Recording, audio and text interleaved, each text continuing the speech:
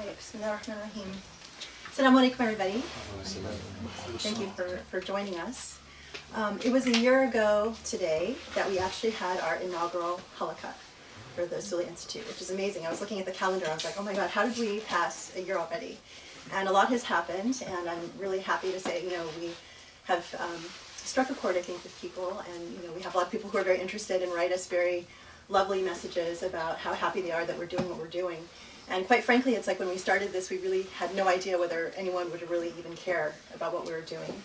And I hope that we have tried to do our best in being sort of the voice of beauty and reasonableness and depth of knowledge, and how important that is in affecting how we understand Islam and how we live that in our day-to-day.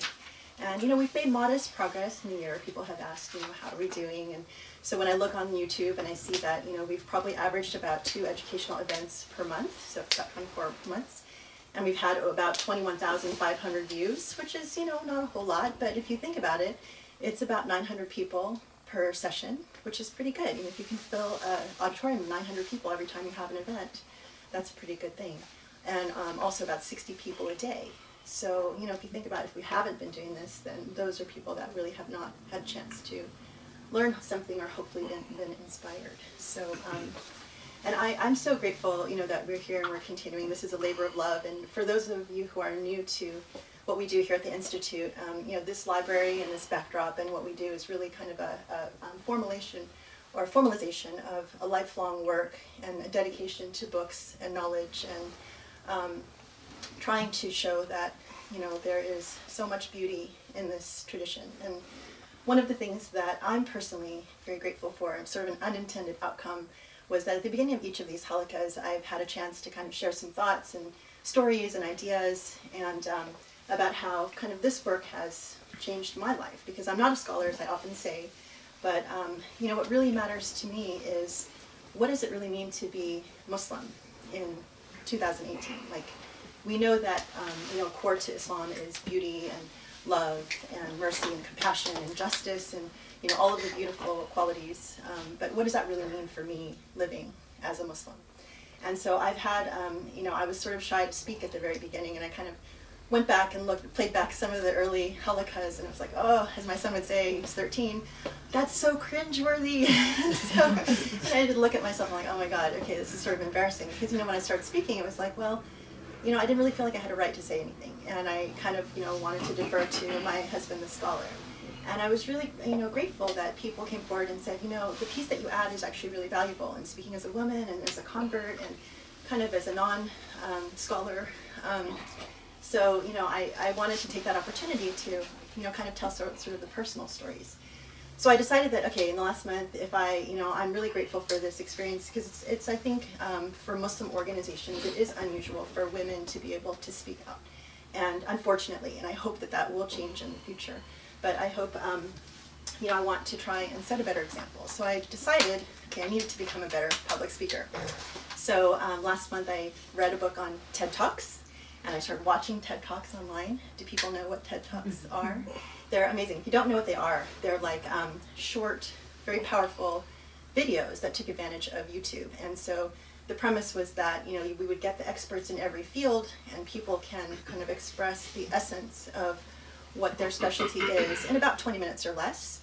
And it's for non-specialists, so they can really understand, okay, if you're going to talk about whatever topic you are a specialist in, that you can just share the gold from that. So I started by looking at, what are the top 25 TED Talks of all time. And I saw that in the top 5, there was one called The Power of Vulnerability. So I thought, oh, that's really interesting. It's a woman named Brené Brown, and you can look it up. It's sort of interesting. Her research is, she's a social worker, and she studies human connectedness. So she's really interested in, how do we increase things like empathy and courage and humanity, and it's like, oh, that's the kind of stuff we talk about here. So I definitely wanted to hear what she had to say. So in a nutshell, it's a really interesting talk, and she's funny, and all of that stuff, it's engaging. So her research is that in understanding human connectedness, she was able to do a lot of research and kind of parse people into 2 groups. So the people that were really good at feeling connected to humanity were the people who felt worthiness, or worthy to be loved. And the people who felt like they had issues with human connectedness were people who didn't feel worthy to be loved. And it was really just that one variable that made the difference between the two. And that people who didn't feel worthy had struggled with shame and fear and sort of this idea of extreme vulnerability. So she really wanted to kind of delve deeper into that and say, okay, well, what is it that makes people feel worthy? So she kind of set aside the group that struggles with shame and fear and says, okay, well, let's look at the group that feels worthy. And what is it about them that makes them feel able to feel connected? And it was this issue of vulnerability. So, and authenticity. And so her argument is, if you want to live a full life, you should live as your authentic self. You should be able to feel vulnerable, and you should live loving with your whole heart, which sounds very good, and it's very nice for people who already feel that they're worthy to be loved, because most likely they're people who are fairly comfortable in their skin. They don't really have, they feel like they can love people and they can take risks. But for the people that she set aside, which were the people that dealt with shame and fear, you really can't just tell them, you should just start feeling less vulnerable. You should embrace your vulnerability. You should just believe that you need to be loved. So, but she kind of set them aside and kind of kept going from there. And I thought, okay, well, that's interesting. So I'll come back to that research in a bit. Secondly, in about the last week or so, separate story that will kind of connect.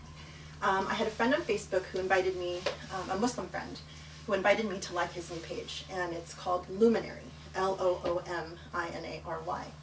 And the premise of that is that we live in an age where we are more connected than ever before, but we feel more lonely than ever before. And, why is that? It's because, and there's a video that kind of describes what they're trying to do, and it's like the idea of neoliberalism and storytelling. So we live in an age of neoliberalism, which means extreme individualism, where society is the market, and we as individuals are commodities, and we're trying to sell ourselves because we're taking pictures and selfies and trying to get likes and shares, and that, through that whole process, we're feeling sort of an emptiness.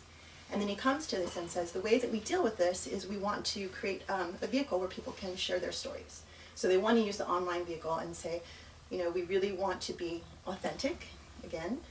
We want to show vulnerability, and we want to create community, or again, the idea of human connectedness. So it's really interesting because, the first Brene, the TED Talk was from 2010, and she's had 37 million plus views. So clearly somebody, people are very interested in this idea of how do we create connectedness and meaning and authenticity and, and vulnerability. And those same words are now used in this new effort here in 2018, and trying to use that vehicle to share stories. So I thought, these are interesting efforts, and I wanted to comment on them from a Muslim perspective, because as a Muslim, when I watch these things, the one thing that just screams out to me is, you're missing the role of God and the role of the divine and divinity in this process. For Muslims, obviously that's something that's very important because, especially here with the work we do, God is sort of the beginning and the end, and it's, God is your partner, and God is, your power, and it's kind of like asking you to look for authenticity or seek something and not really having, eyes.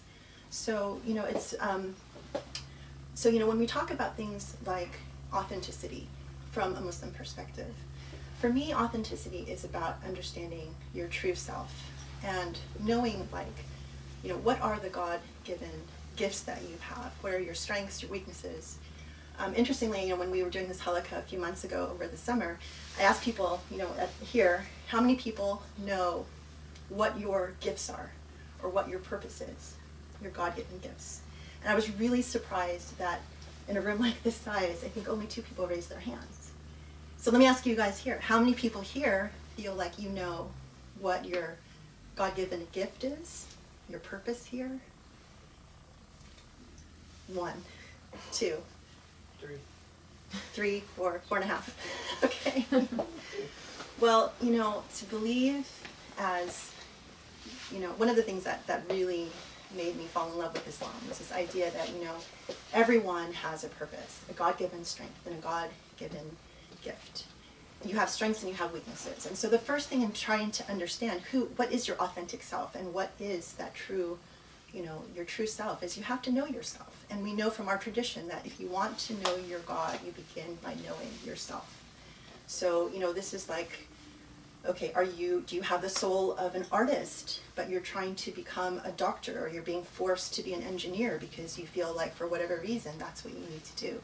Part of it is understanding, like, what are your special talents? What are your special gifts? What are the things that you're good at and you're passionate about? So that's sort of, to me, like the idea of authenticity.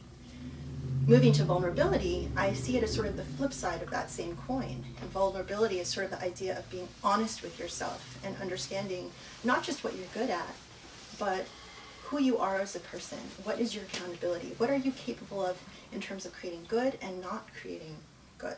So as an example, when I became Muslim, one of the really important things that Dr. Abou El Fadl guided me through in trying to find out who I was is really taking a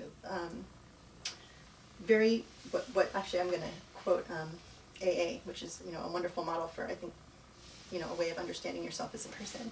A fearless moral inventory, and understanding what are those things that you actually avoid that make you feel vulnerable.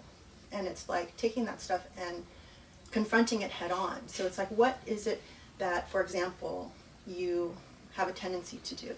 Or that, okay, well, let me make it a real example. So I had a problem with always seeing myself as the victim in any situation. It was much easier for me to blame, whatever happened on someone else and not accept my own responsibility or accountability in that. And that became sort of a means for shame and covering up, because anytime I would do something I didn't want to accept responsibility for it, I would blame someone else and shove it under the rug. And part of becoming that authentic, honest self who is capable of vulnerability is confronting that shame and that fear and saying, okay, I am responsible for what I do. It's owning my accountability for who I am and saying, I can confront the sins that I've done and who I've hurt and what my role is in that, so I can learn that I'm not going to do that anymore, and I'm going to own it, and I'm going to overcome it, and I'm going to be a better person. And then you're able to be more vulnerable because you can be the first one to say, I'm an idiot. I'm responsible for this. And it frees you. It's like when people say the truth will set you free. That exercise, is an exercise in owning vulnerability. And all of that, so we talk, all of this is really just to say, change in our world really starts with changing ourselves. And we hear this all the time. But we have to start by understanding who our authentic, who we are, what our purpose is, what we're here for, what we have to contribute, and then what our vulnerability is. What are we ashamed of? What are we afraid of? And let's own it, clear it out. And then from that, then you can start building human connectedness. So, God plays a role because this is what God asks us to do. God asks us to be honest. God asks us to understand that, God created us to be beautiful, godly beings. God gave us, more than enough to be, to create goodness, and also the ability to create, darkness. But if we own that, then we can rise above it and start to connect with other human beings. So I think that, and then the last thing is just that, there really is no substitute for human connectedness. I think that in an age where everything is digital and online, you really have to make an effort to connect with human beings. And, I find a lot of pleasure in trying to make people smile, like when I just deal with them, even walking across the street and seeing someone or opening a door for someone, because I feel like in an age where I'm always looking at my phone, it means so much to me when I can actually make someone smile. And I think you can't really make someone smile unless you're fully comfortable in your own skin. And so, you have to do that hard work to, own who you are and trust that, God gave you the ability to connect with others. So anyway, just some thoughts, and thank you very much.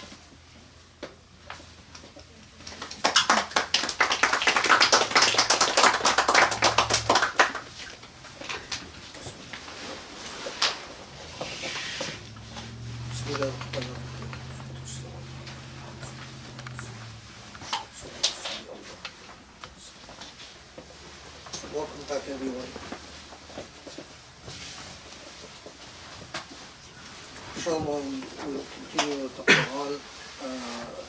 Today we will talk about Surah At-Takathur.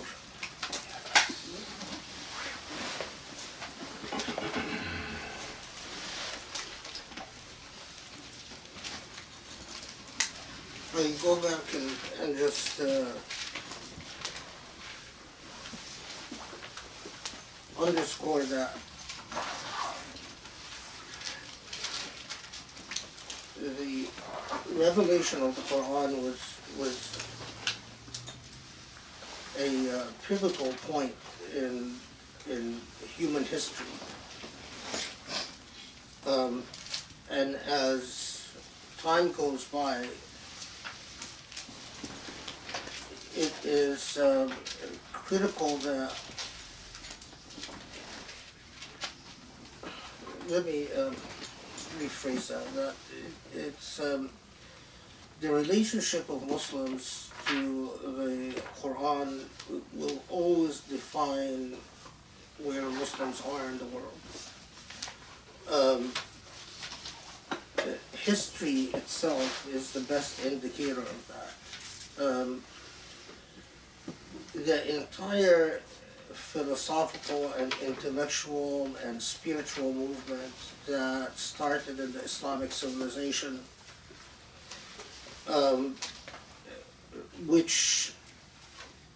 without which so much of what we take for granted in our intellectual and in our epistemological universe today, the worlds of meanings that we take for granted, would not have existed. The Islamic intellectual civilization was a critical bridge by which the entire philosophic universe of the Greek and Eastern philosophy from Egypt and from India and from Iran was reformulated and re-articulated and reconstructed and reinvented in a world of meanings that lifted humanity from the world of magical and superstitious thinking to a world in which it redefined reason, logic, philosophy, epistemology, and spiritualism in a truly transformative way. The Quran challenged and inspired human beings to think. And that civilizational spark, regardless of what we see in the contemporary world, was a revolutionary moment. And as we go through surahs, it is critical to remember that each surah that we've talked about, and again, if you haven't done so, I encourage you to go back and listen to the Tafsir that preceded this one, has the potential of transforming your entire existence. We don't cover surahs simply moving on from one chapter to the other as if we are taking a walk in through satisfying intellectual curiosity. In every sense, if you just simply take Surah Qul Huwallahu Ahad, Surah Al-Ikhlas, or Surah Al-Asr, or any of the surahs that we've talked about, it is a moral engagement that is truly transformative if you allow it to penetrate yourself and interrogate the way that you form your consciousness and that you engage your own consciousness. it is also important to remember that there's a lot to say about modernity and the epistemological moment that we live in. The irony of technological thinking is that it elevated individuality to heights unprecedented in human history. In many ways, it deified the individual. But at the same time that it did so, the irony of it, the paradox of it, is that it also alienated the individual and commodified the individual and turned the individual from a unique singular creation to something that can be commodified in the very logic and the type of logic that exists in assembly lines, where individuals become reduced to utilitarian units and so on. Now, the important thing, though, is the role of the Quran is that it comes in this universe of individuality and subjectivity in which all of us exist within our own minds, and all of us are told, we are raised with the idea that as individuals we are the beginning and the end, and the entire universe exists through our eyes, and that but at the same time we are alienated by the fact that when we really think about our role, we find that our role is reduced to a commodified role in which you're given a credit rating, in which you are assessed through a set of a set of formalistic instruments like degrees and resumes and CVs, in which you are counted statistically in uniform fashions and so on. So the Quran comes in and intervenes with this subjectivity, and the role of a revealed text is that to precisely bring the voice of God into your life by engaging this revelation. So if you do not engage the revelation, if the Quran is not a companion, if the Quran is not a consistent friend, then all you have is your own frame of reference, which is as fleeting as a commodity that is consumed.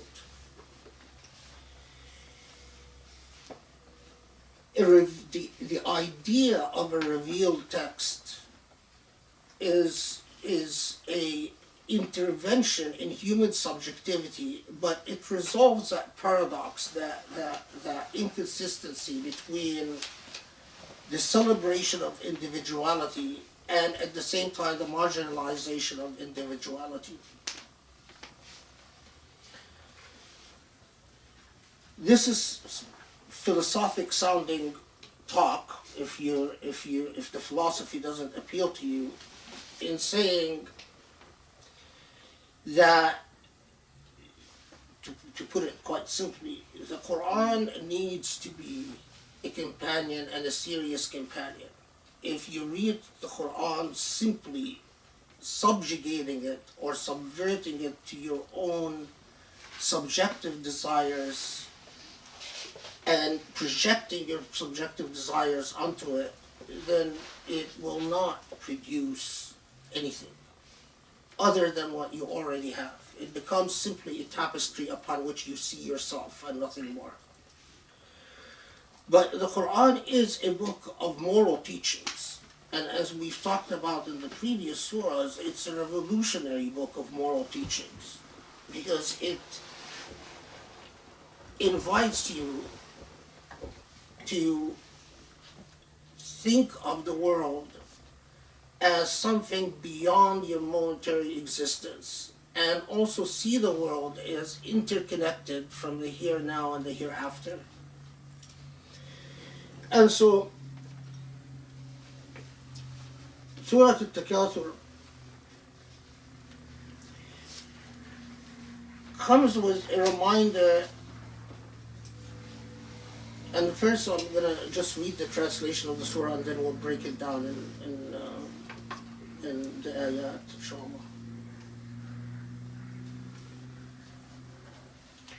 So,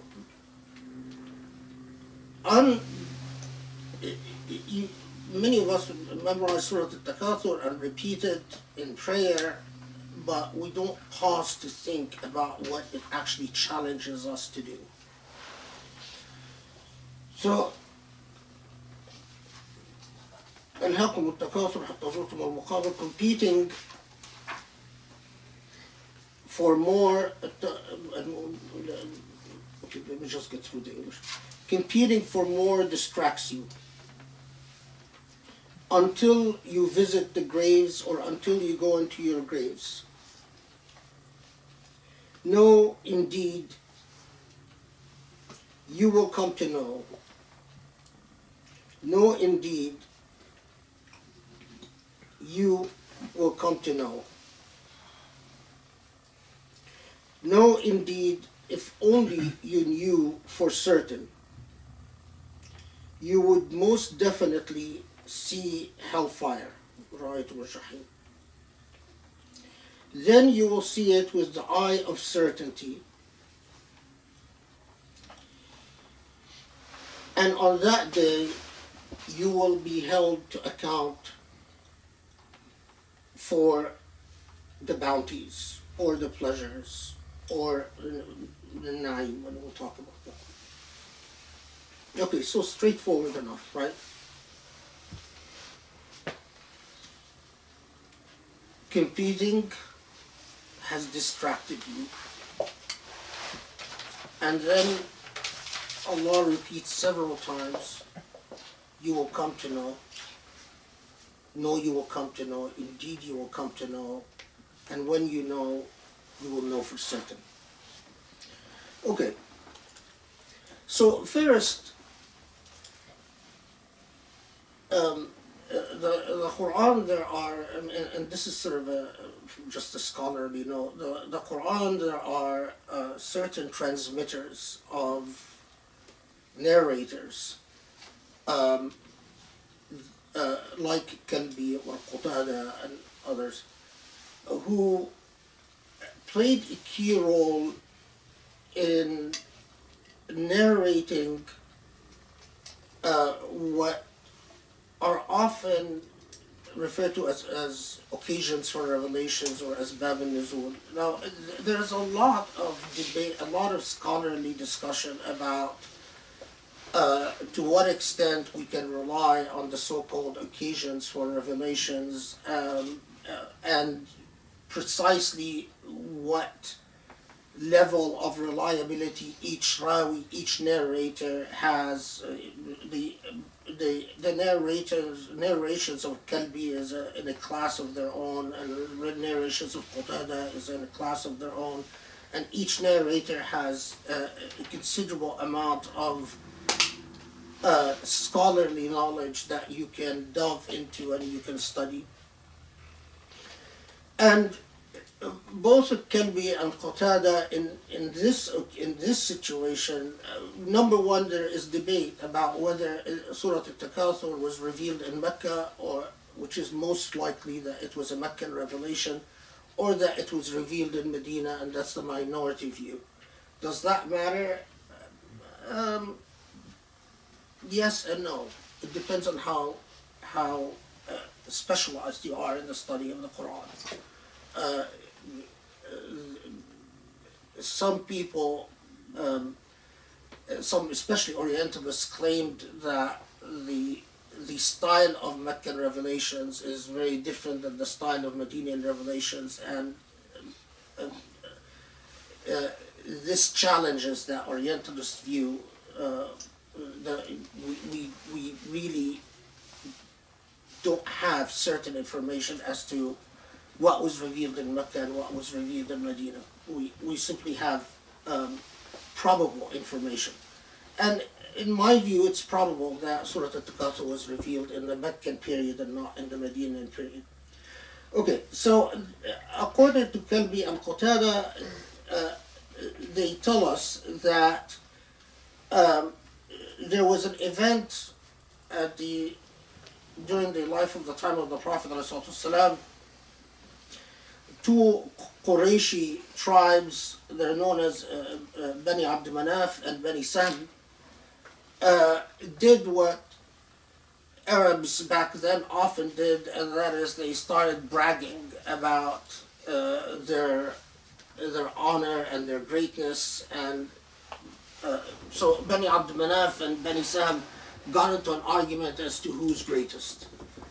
And according to them, in that debate, they started arguing about who has more noblemen in their lineage. And so, as the story goes, Bani Abd Manaf said, well, look, we have more noblemen, and noble here meant people by lineage or by wealth.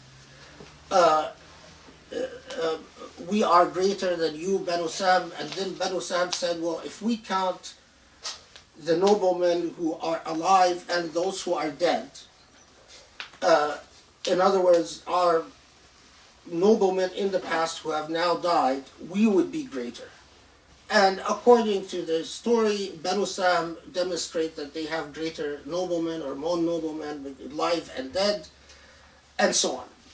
And the Quran, the Surah At-Takathur, was revealed shortly after that event in order to condemn the entire dynamic. Now, what is it that it is condemning? It is condemning relying on ancestry and nobility to brag about merit. So it's as if Allah's intervention at that moment is to say, shame on you. Your tribal lineage and wealth should not be what you use in order to brag. And in fact, tribal bragging in itself condemned. Now, I must tell you that while I believe that that event took place, and while I believe that it was condemned through various sources by the Prophet ﷺ, I do not believe that that was the reason for revelation. And we won't get into the details why, but what is important here are the commentaries. I told you that the Quran inspired those, we could say it, uncivilized Arabs, and they weren't just Arabs, because many of the intellectuals that were inspired by the Qur'anic revelation and made critical interventions in our human culture were not Arabs. In fact, the majority of them were not Arabs ethnically. And so it is not surprising to know that many of the ideas that I'm going to talk about were by Persian thinkers and by Indian thinkers and by thinkers from Samarkand and Naishapur and so on. But the critical moral interjection here, which is affirmed in the surah and affirmed by the Islamic revelation, is to condemn the practice that was, ironically, that not just existed in the past but continues to exist today, of speaking in history in bragging terms. It is not the achievements of the past that define you, as it's the achievements of now.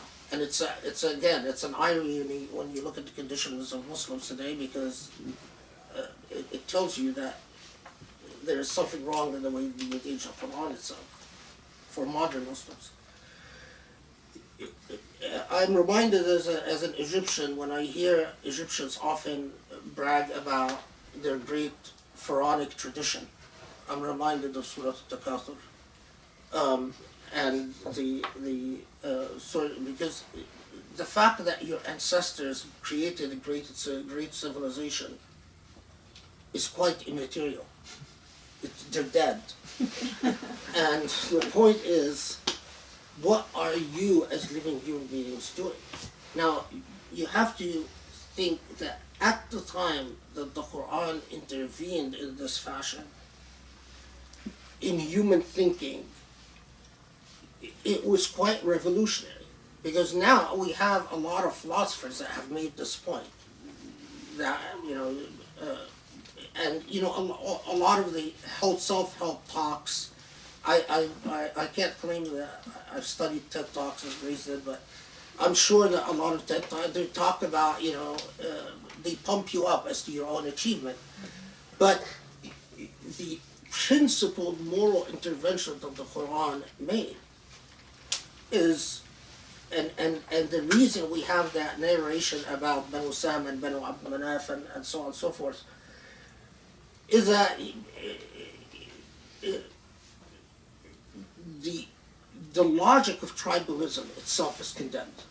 And again, it astounds me when you hear what is going on between Arabs and Persians today, when you look at the attitude of people who assess the value of others according to whether you're a Turk or an Arab or Persian or Indian and so on, you know that there is something that has gone awfully wrong. Because the very logic of tribalism and the very logic of referring to ancestors as the way of proving your merit was, as a paradigm, it is foundationally inconsistent with the Islamic revelation. In my mind, there is no way that you can be a Qur'anic human being and at the same time think in ethnic or racial or national terms. There is just a fundamental paradoxical inconsistency. The fact that modern Muslims do it, then you have to talk about Orientalism, and you have to talk about the colonization, intellectual colonization, and you have to talk about a lot of various factors, and you have to talk about the internal movements of Islamic history itself. That's a different matter. But as a principled moral stance, now what also is intriguing is that many of the people who commented on Surah At-Takathur go to great pains to cite certain movements within Islamic history, like the Shawbiyya and like the whole experience with the Umayyad dynasty and so on, as in a self-critical engagement, as proof of the ways that Muslims themselves failed to live up to the Qur'anic challenge of shifting the focus of humanity from an ethnic affiliation and a tribal affiliation to an emphasis on moral deeds and moral insight. Okay, so the beginning, as is in the case with the Quranic revelation in general, emotively, it is extremely powerful because it comes in with a simple, straightforward, but yet all-encompassing comment. Al-Hakum At-Takathur. Al-Hakum At-Takathur, there's a lot to comment on, but you have in a sort of a comment, and here the tense, the verb tense, applies individually and collectively. It's as if it's commenting to humanity that says, you have become preoccupied by Takathur. Takathur means whatever you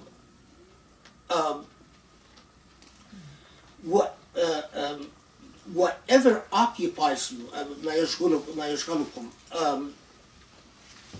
whatever occupies you and distracts your attention from what it should not be focused on. So the word itself is brilliant, because you can't say At-Takathur in a context other than whatever you become, as it even implies an addictive quality. It's as if you have become addicted to something, addicted to an act that distracts your attention from what it ought to be focused on. So, and of course here we can probably guess what is it that we've become all preoccupied with. And the answer, I think, is straightforward enough. As many have pointed out, including the Prophet ﷺ himself, in commenting on this verse. And as you know, most of the Quran, the Prophet does not comment on what it means. And we don't have hadiths that tell us what the Quran means most of the times. But Surah At-Takathur, we do have several hadiths attributed to the Prophet to one extent or another, in which the Prophet ﷺ does tell us what it refers to.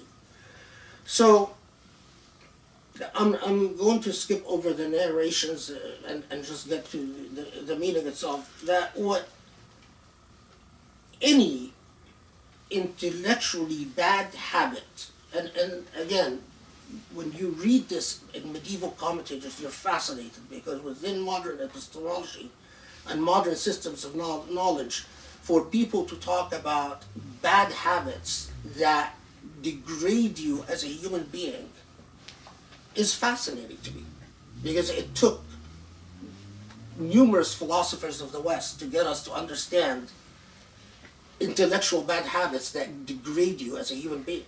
And the fact that these people are producing this thought at the time that they did is amazing to me. Bad habits, the prime suspects is money. You're addicted to the accumulation of money.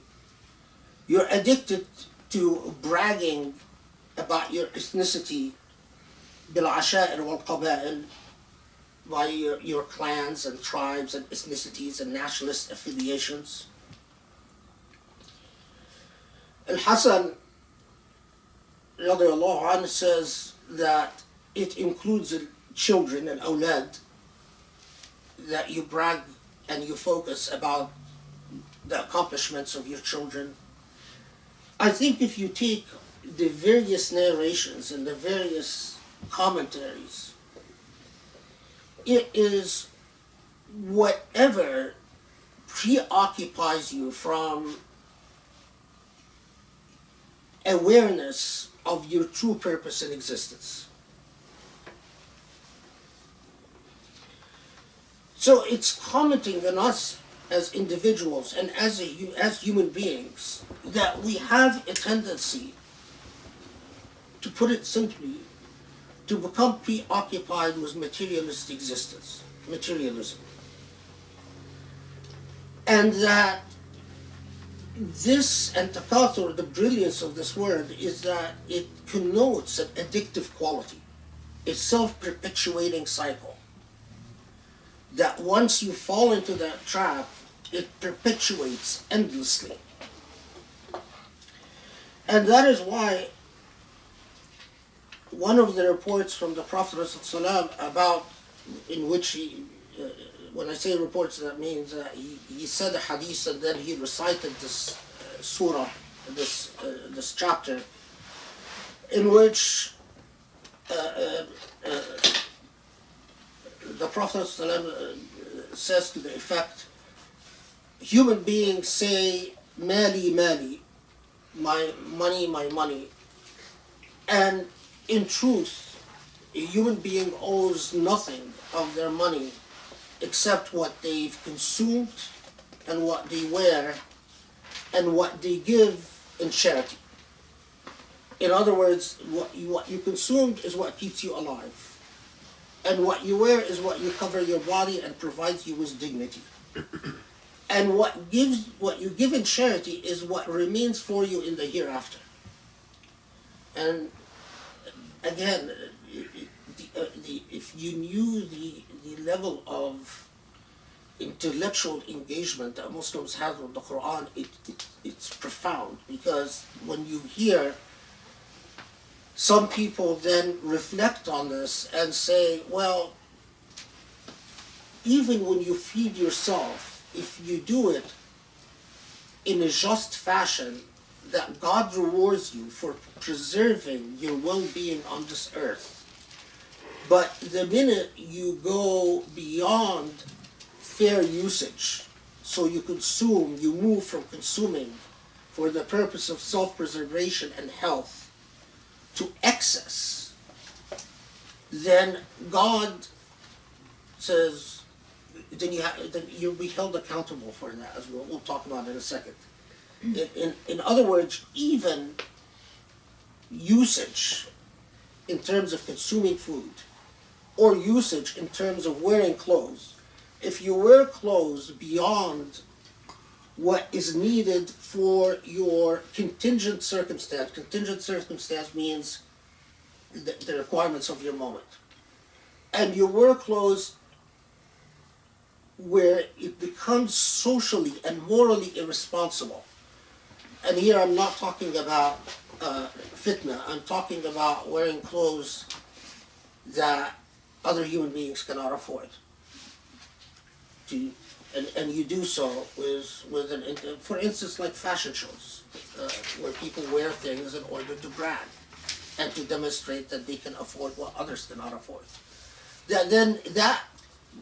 And again, remember what we said about the mizan, and we had a long conversation about the mizan, the balance. The entire Qur'anic engagement with human beings is a calling, hearkening back to the balance. A balance in everything. Now imagine if modern Muslims, as your ancestors, and we don't brag about our ancestors, we try to learn from our ancestors, and that's a huge difference. Imagine if modern human beings remembered that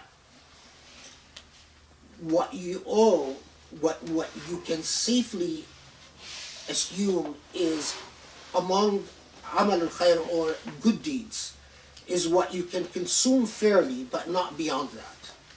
So gorging yourself, you have something to worry about. And what you can wear fairly but not beyond that, and what you give in sadaqah, what you give in charity. Because what you consume fairly, you'll be rewarded for in the hereafter. And what you wear fairly, you will be rewarded for in the hereafter. And what you give in charity, you will be rewarded for in the hereafter. But anything beyond that is something that you will be held to account for. Doesn't necessarily mean you'll be punished for it. It means you will have to justify it. Now, of course, as Ibn Arabi says, commenting on Surah At-Takathur, he says, if people understood what Surah At-Takathur challenges them to do, they would not be able to live in the same frame of mind another hour. He says, lahza, another moment. It makes you pause, and I often, and not just Surah Al-Takathur, but so much of the Quran, harkens you back to that same message. A fully conscientious life. A conscientious life in all your engagement with others and with material existence. Now, and we'll talk about this in a second. We live, the Surah At-Takathur tells us that we live in this state of addictive quality, of materialist propagation, in which we forget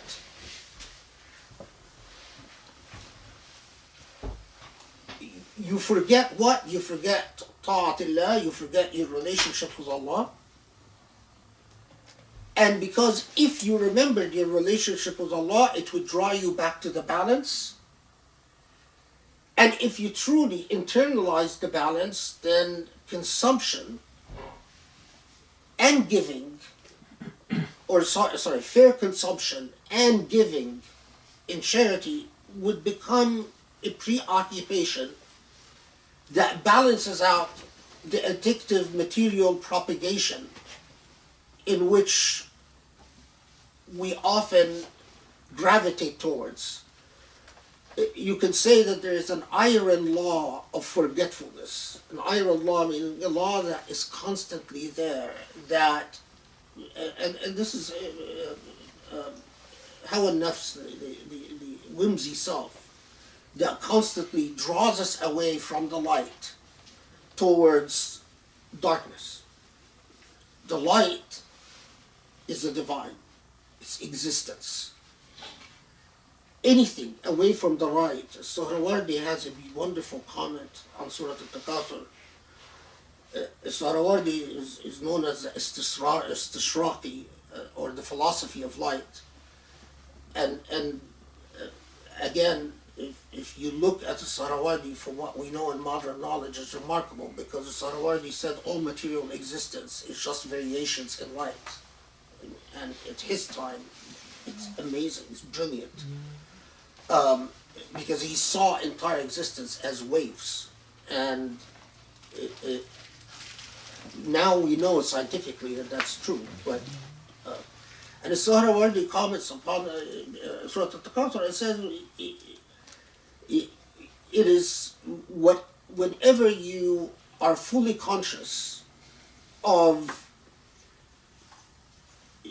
your state in a condition of balance, you are towards the light and towards the emanation, the true light, the divine. And whenever you, to whatever extent, even from one moment of another in the day, in the same way that in the day you might see a shade at this spot, and then the other moment the shade is gone and there's light, so is your human soul. It gravitates between levels of shades and levels of lights. One moment of the day you fully feel Allah.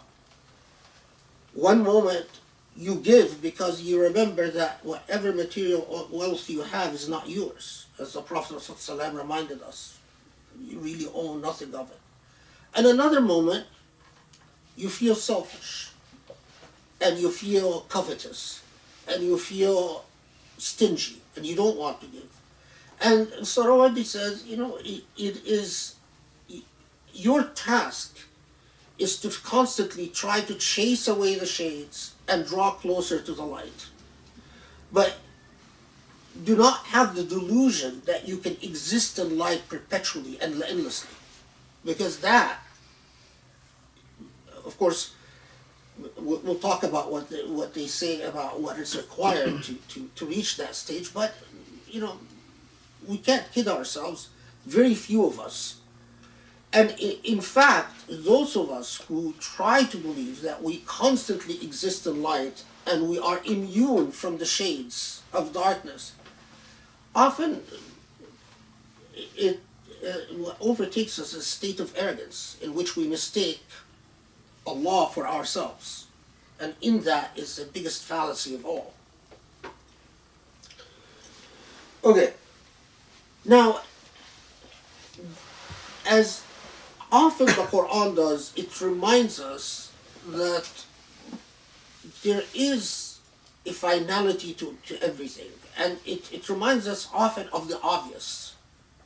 It's as if as very much like when the Quran says that you simply do not see with your eyes. It's reminding us that you are as if blind, calling us to open our eyes. And what is it that we open our eyes to? حتى زرتم المقابر, until you will visit the graves. Now, the meaning here is that until you die, that you are preoccupied with addictive qualities, drawing you away from the light until you're dead. And the finality of it is the death. Now, some of the Al-Arfaniyun commented on this by saying that a good Muslim should often visit the grave sites in order to remind themselves. I don't know. When there was a time when I would incessantly visit grave sites and spend a lot of times in grave sites. If you have the moral constitution for this to be an enlightening experience, drawing you closer to Allah, then do it. If your moral constitution is that you're going to become an manically depressed person, then don't do it. Visiting graves, not simply on the occasion of the death of loved ones, but reminding yourself that this is where you're going to end, is a healthy practice. Of course, we have a hadith from the Prophet ﷺ, which is of dubious authenticity, that says, I had forbidden you from visiting the graves, but then I was told otherwise by Allah, so now you may visit it. That hadith is not reliable, but Wahhabis think it's reliable and they'll often cite it. All of us, and I said this once in the khutbah, and I think it disturbed some people, there's an awful morgue here in LA. It processes over 100 bodies a day. It's awful because when you see it, there's just bodies everywhere. And if you die in LA, all of us will end there, and eventually in the ground. And that reminder think of what happens after. Now, most of us as human beings, and this is what the surah is coming to, don't want to reflect on that. But it is like thinking of retirement. You're going to get there, regardless of how much you want to ignore the, you're going to pass through the stages, unless, of course, now that is even more final than something like retirement or old age or marriage or whatever it is. It's more final because you might get to retirement, but you might not. There's a level of speculation there. But death is where we all going to go. Now, if you believe nothing happens beyond death, then there's no engagement with you. Then you die and it's over. And then you're not a Muslim. I mean, I think that. But if you believe the message of the Quran, that life is but a phase of transition to the beyond, then there are common grounds to engage you. Okay, so what happens after we die? What happens after we visit the graves? Now, what is...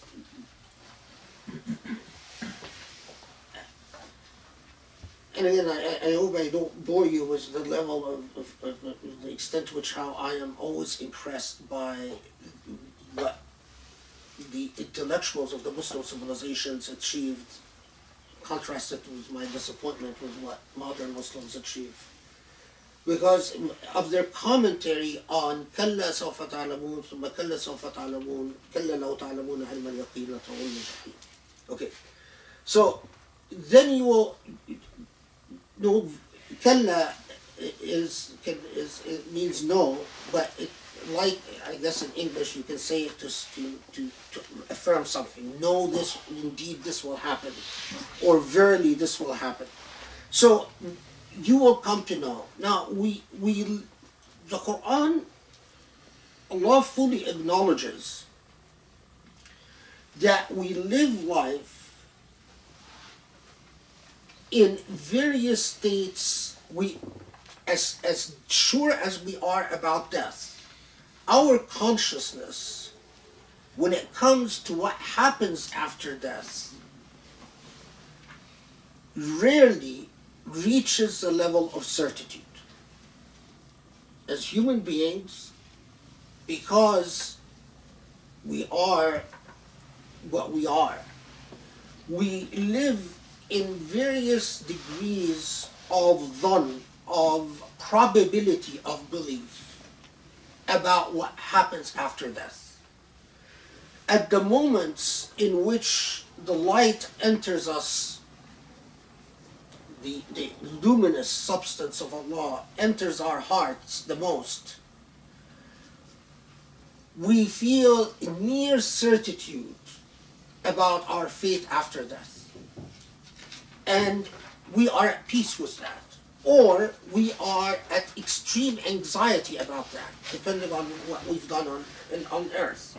We are, as Grace said, we are fully conscious of our own material existence and what we've done with this material existence. But we live most of our existence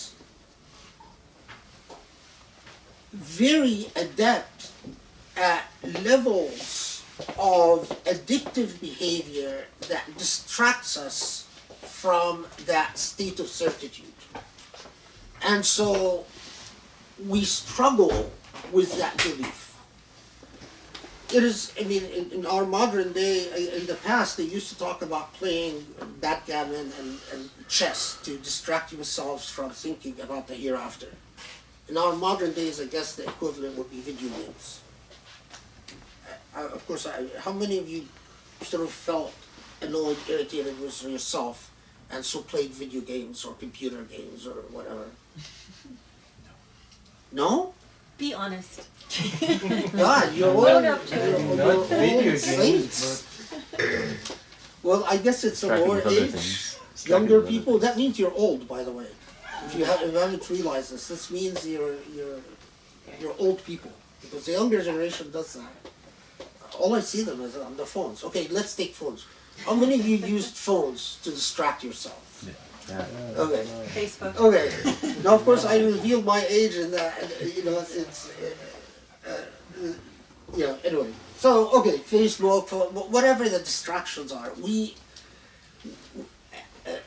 some of the most fascinating commentaries is that, and again,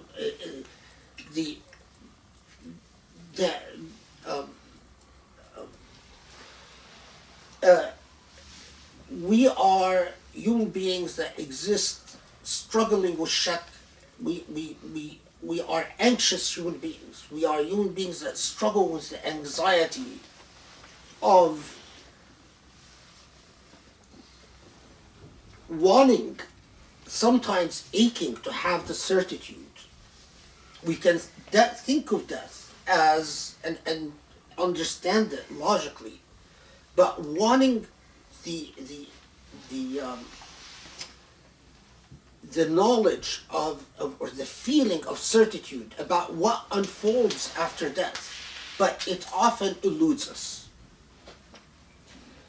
And that's why Allah comes and emphasizes. It's as if Allah is saying, you know, when you have the style of repeating something in order to affirm it.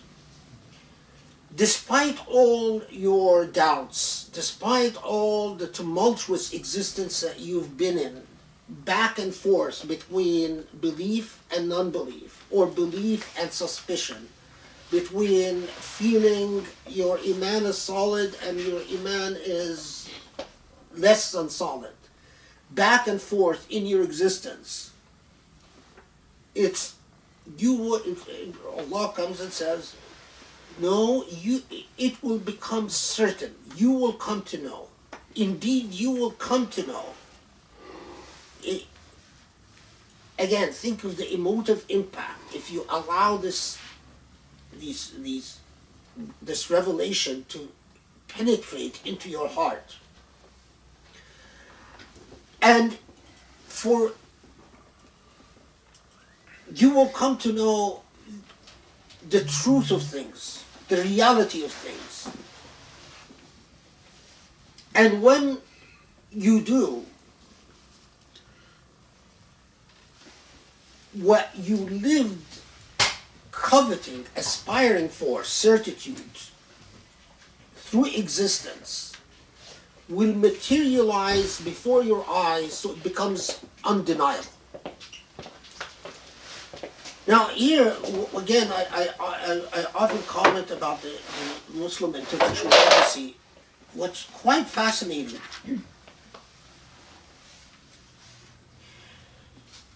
is ilm al-yaqeen.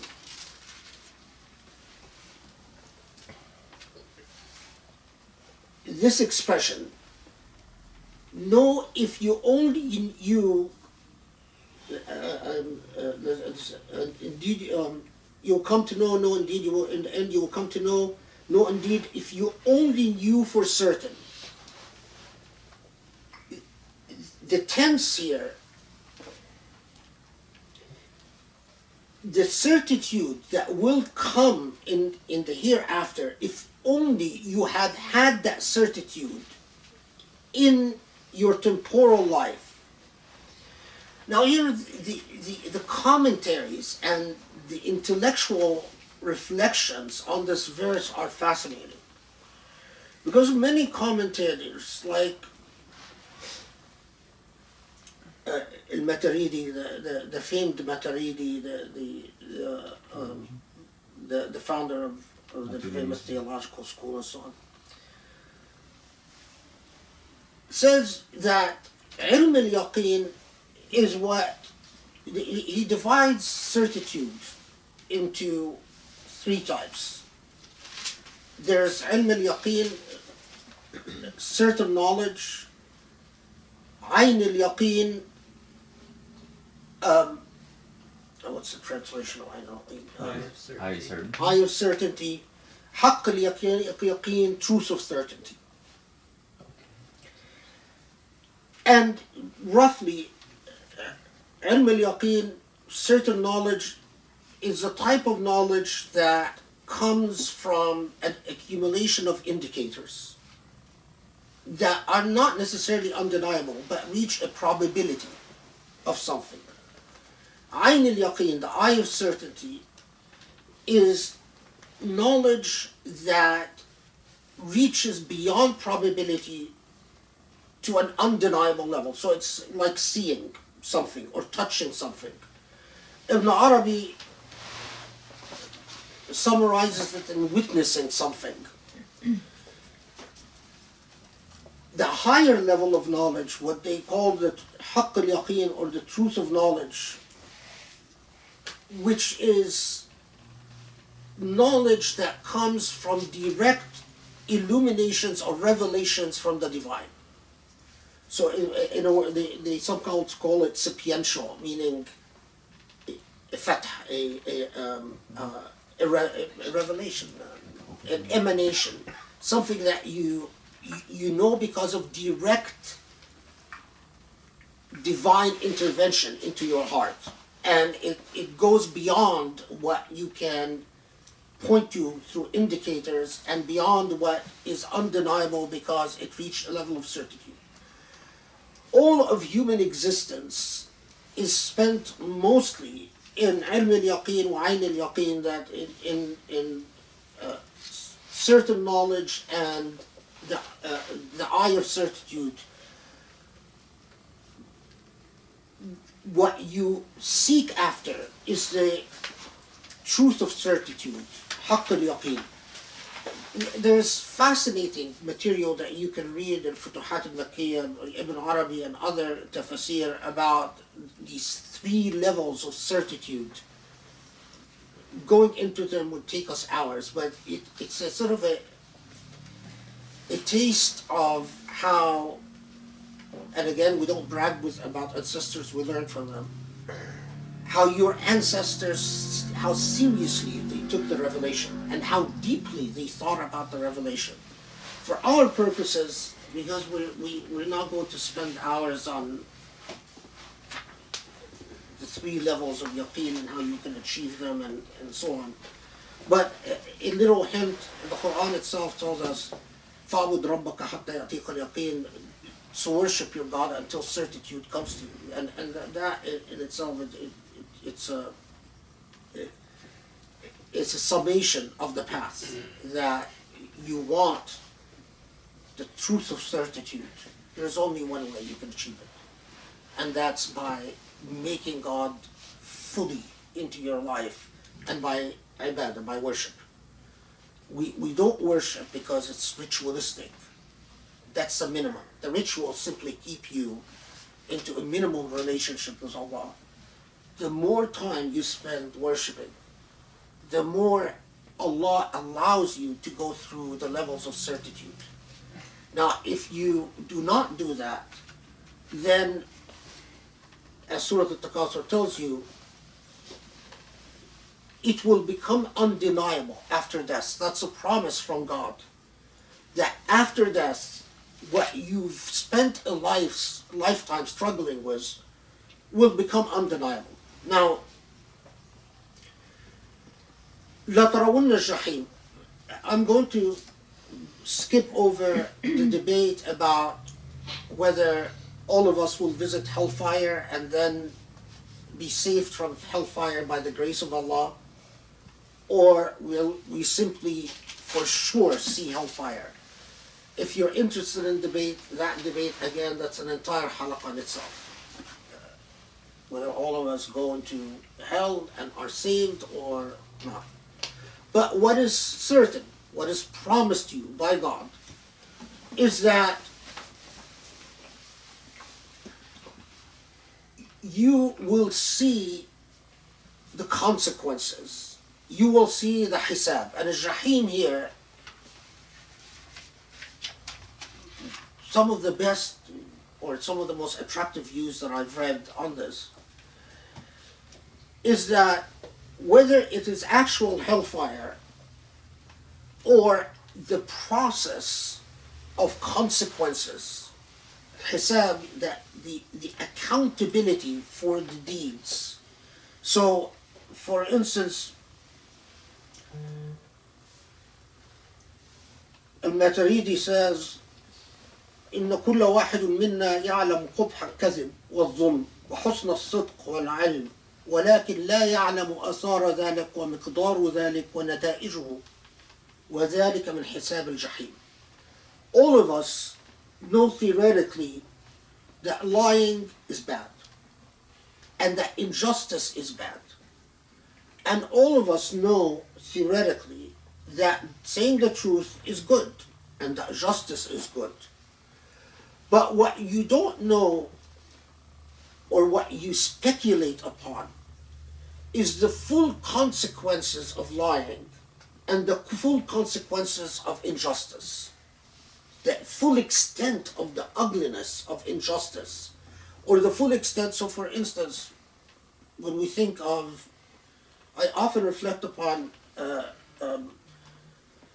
human beings that torture another human being or kill another human being. If they truly reflected upon the full implication of the ugliness of the deed, some of us even think about injustice and don't take it seriously. You find Muslims today that, for instance, defend a ruler despite the fact that he murdered someone in an embassy. You find some of us defending.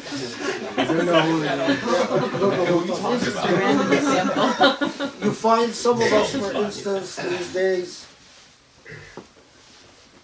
Another ruler who murdered about 4,000 people in the public arena and has imprisoned 100,000 and sentenced hundreds to death, tore down 1,000 mosques, and you find some Muslims today who will not take a stand. We'll talk about that's normal, as if that's justifiable or acceptable at some level. If they thought about simply لَتَرَوُنَّ الْجَحِيمَ, you will come face to face with the full consequences of your positions. Completely stark naked with the full consequences of the positions you've took. If you blew someone up, can you imagine the Jahim, the hell of accountability of someone who blew himself up and killed 100 people in a mosque? Do you know that in Mulad al-Nabawi, the occasion of the birth of the Prophet, there's someone who went in a mosque, right? Can you imagine when in the hereafter they are confronted with the full consequences of the children who became orphaned, of who went into poverty, of who suffered, the consequences down generations. Now, if you think of this at a mini level, think of every possible lie that you or I might have said. Every act of injustice that you or I might have done. And think not of the act, but what unfolds from the act. To be confronted with the full consequences, because then the veils are stripped and Allah will collapse space and time so that you see in an instant what unfolded from every deed of goodness and every deed of evil. That, as numerous commentators have pointed out, is Jahim in itself. Now, of course, we believe as Muslims that you will pay for the consequences, that there is no such thing as a free ride. And just to remind you, that is a material difference between Judaism, Christianity, and Islam. In Christianity, it is possible that God would not achieve justice in the end because you accepted Jesus. Jesus loves you. All is forgiven.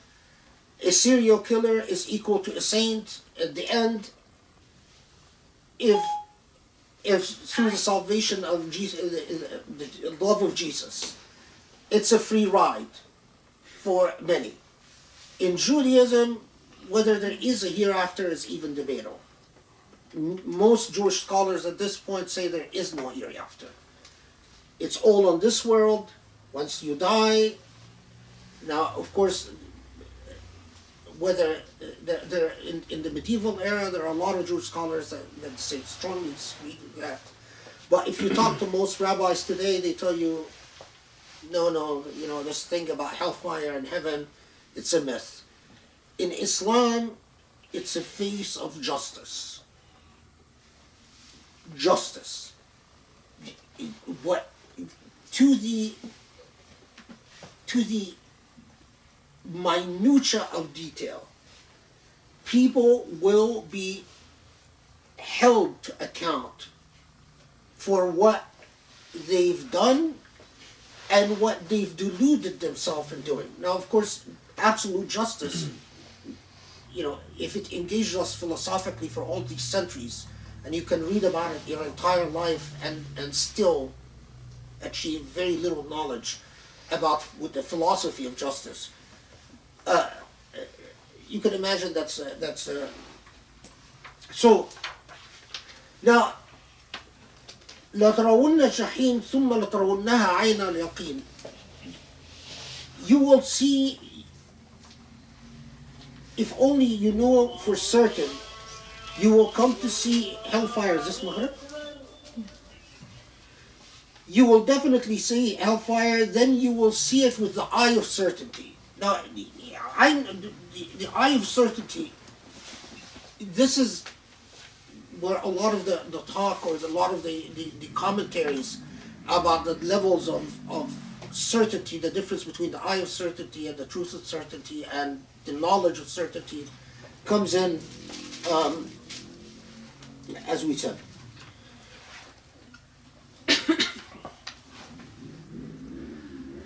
And then the final ayah, the final verse, ثُمَّ لَتُسْأَلُنَّ يَوْمَئِذٍ عَنِ النَّعِيمِ, then you will be held to account for all, and the na'im is not pleasures, it's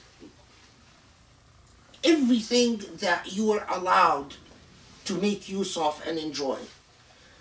Now here, of course, another hadith that the Prophet ﷺ is reported to have said, this one far more authentic, is the لا تزول قدم عبد, that a human being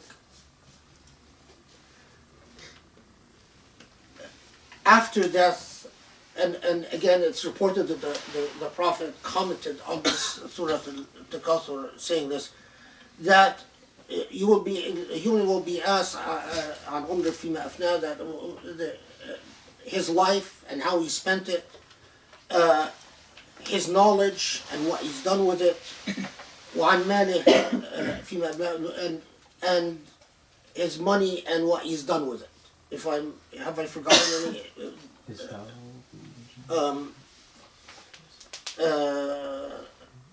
ماله من أين اكتسبه فيما أنفقه, عن جسمه فيما أبلاه. That's right. And his body and what he's done with it. So your life, your knowledge, your money, and your body, consistent with much of what we were saying, that the accountability is total and holistic.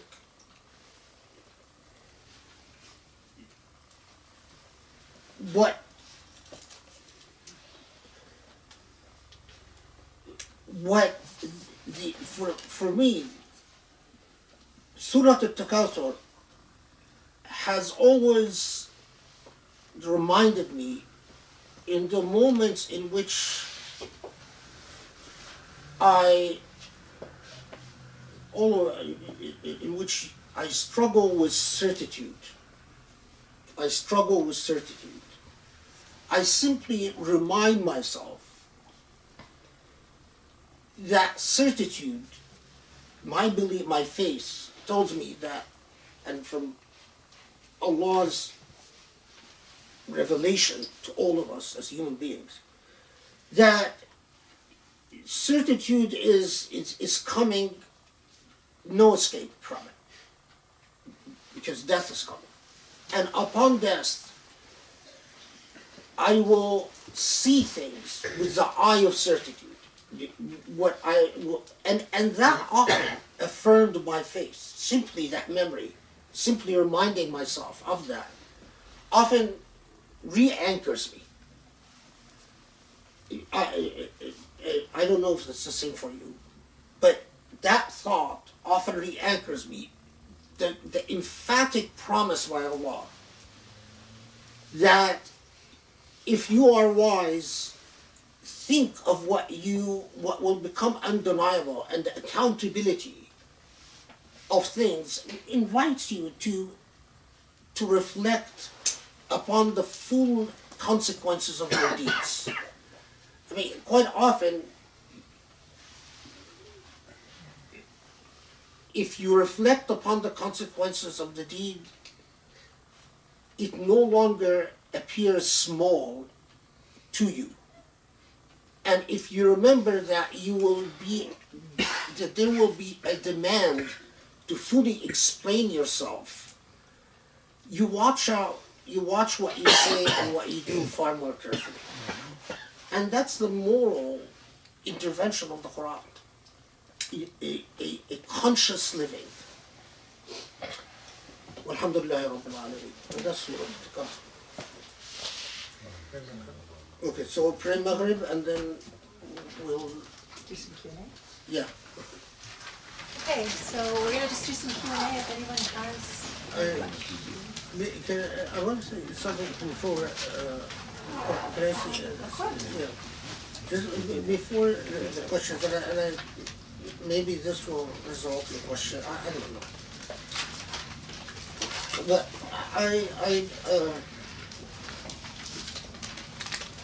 I can't resist the temptation to say, we're living during turbulent times, and they're turbulent because for many reasons, but among them, they're when a superpower like the United States, with all its role, elects a leadership that has a certain moral vision or lack of moral vision, inevitably that's going to have consequences upon our entire world. And it's just the truth of the matter is that if you follow the news around the world, American elections is as much an internal affair for everywhere in the world as it is in the U.S. I mean, the irony is, if we wanted an entirely fair world, the entire world should vote in the American elections, because whoever is the president of the U.S. ends up affecting the entire universe. But I want to just say something about some developments that I get a lot of messages about and seem to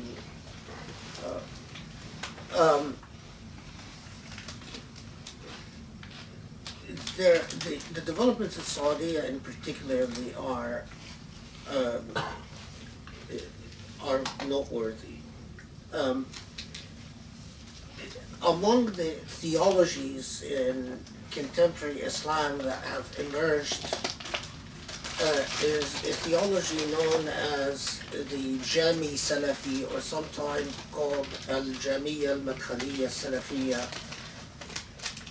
which is a very interesting theology because it as if it harkens back to the early Umayyad period, and adopts a lot of doctrines of belief that popped up in early Islam and that died off, but have been reborn today. And Jamia Salafiyya, we can summarize it in that it is everything in the Wahhabi creed. They're fully embraced Wahhabis. They fully adopt the theology of Muhammad bin Abdul Wahhab, Tawheed al-Rububiyyah, Tawheed al-Uluhiyyah, and Wala' wal-Bara, the entire thing. They're very hostile to Shia, they're very hostile to Sufis, they're very hostile to rationalism. They're depending on who you talk to, they're hostile to Ash'arism, etc., etc. But the main distinctive thing about them is that they strictly and absolutely forbid rebellion, not just rebellion, but disobedience to the ruler, even thinking in thoughts of the ruler. So for instance, this Khashoggi thing, if they issued a number of fatwa that says, if you believe or if you even suspect, you start thinking that maybe Mohammed bin Salman did kill Khashoggi, then that's a grave sin. And what distinguishes them is that while the vast majority of schools in Islam have said, لا طاعة لمخلوق في معصية الخالق, that if you're obeyed to commit a sin, then you cannot obey. Jamia don't accept that. And they believe that even if the ruler orders you to commit a sin, you must obey. And among the recent things is even if the ruler fornicates for half an hour on public TV every day, you can't disobey the ruler, you cannot rebel against the ruler, you cannot think ill of the ruler. Another one of their shuyukh said that even if the ruler exterminates 1/3 of the population, you cannot think ill of the ruler, you cannot disobey the ruler, etc., etc. Now, of course, if there's a lot of whether they're an invention of there are a lot of conspiracy stuff that's going around that they're an invention of the CIA. The Israeli spokesman for the Israeli army came on public TV and praised them and endorsed them, and so there's a lot of talk about that they're an invention of the Mossad. Some tell you that they're an invention of Egyptian intelligence, they're an invention of Pakistani intelligence, they're an invention of Saudi intelligence. They're probably an invention of all of them put together. I mean, intelligence agencies work together. The remarkable thing about Jamia Salafiyya is that they're extremely convenient for the secular rulers in Egypt. They're extremely convenient for the rulers in the United Arab Emirates. They're very convenient for the rulers in Syria because they strictly forbid any form, and they think democracy is an absolute haram because it allows people to have an opinion when the ruler has a different opinion. So even a Jamia Salafiyya popped up when the confirmation of that Supreme Court Justice, Kavanaugh, and we had a Jami Salafi Sheikh tell us that it's haram if you think that Kavanaugh sexually harassed that woman because that's what the ruler Trump wants, and so it's mind-boggling. Now, why would it would be intellectual curiosity, sort of a funny curiosity, if it hadn't been for the fact that Mohammed bin Salman and the Saudi government has imprisoned all the shuyukh in Saudi, all the Wahhabi shuyukh, including Wahhabi shuyukh, who have criticized Jamia Salafiyya or who have even refused to endorse the Jamia Salafiyya. So all of the famous names, including remarkably respectable scholars, have been thrown in prison, and Allahu Alam if they're still alive or not. In the Emirat has done the same. Egypt, it's even worse because every sheikh that have disagreed with Shuyukh al-Jamia Salafiyya has been thrown in prison. And so the Wahhabi creed that exists today is not traditional Wahhabi creed. The traditional Wahhabism has been completely betrayed by the Saudi government and has been abandoned. What the type of Wahhabism that is now going to be propagated and funded around the world, and you're already seeing the seeds of that in the US and in Europe, is a Jamia Salafi. Absolute and blind obedience to the ruler.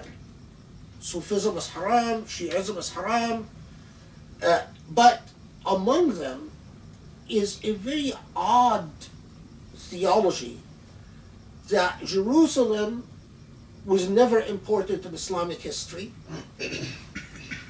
that they even gone as far as defiling Salah ad-Din and attempting to impeach figures in Islamic history like Salah ad-Din, because in Islamic history he's known as the liberator of Jerusalem. That in Masjid al-Aqsa is not actually in Palestine, it's somewhere in Arabia, a little abandoned building that no one actually knows where it precisely is. And it just means, Masjid al-Aqsa just means the far mosque. It doesn't mean what all of history we've known as the Mubarak, the spot that is blessed by Allah. Very, very odd. Now, of course, it doesn't surprise you that remarkably they've also discovered that the priority for the Islamic nation is to fight the Shia, and the Palestinians are not important for Muslims. So throughout, and again, you're finding this with some, the seeds of it are starting to sprout.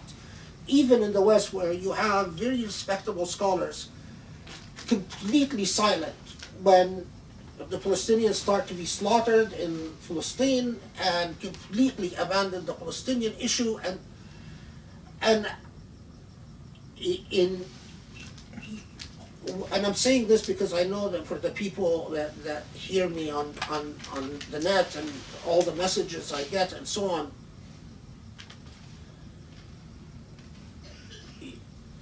I can see no greater corruption of Islam than that.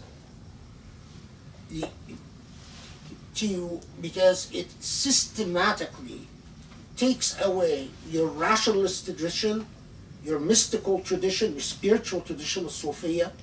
It takes away your theological tradition, whether the various schools of thought, whether Maturidiyya or Mu'tazila or Shia or Ismaili or whatever it denies the legitimacy of doctrinal history, and it effectively leaves you with nothing other than an opportunistic obedience to politics.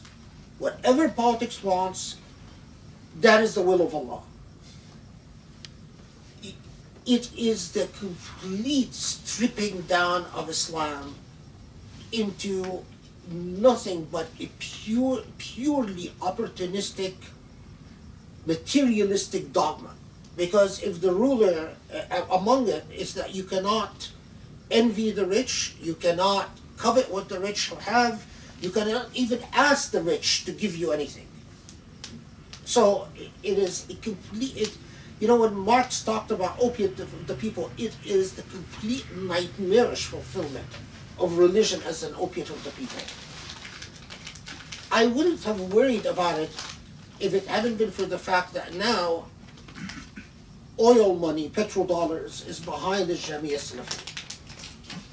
And that it is being funded now as the type of Islam that they want everywhere. And of course, it is fully endorsed by Israel, it's fully endorsed by the US, and we're finding the Jami Salafi scholars remarkably get visas to lecture all over the US and Europe and so on and so forth.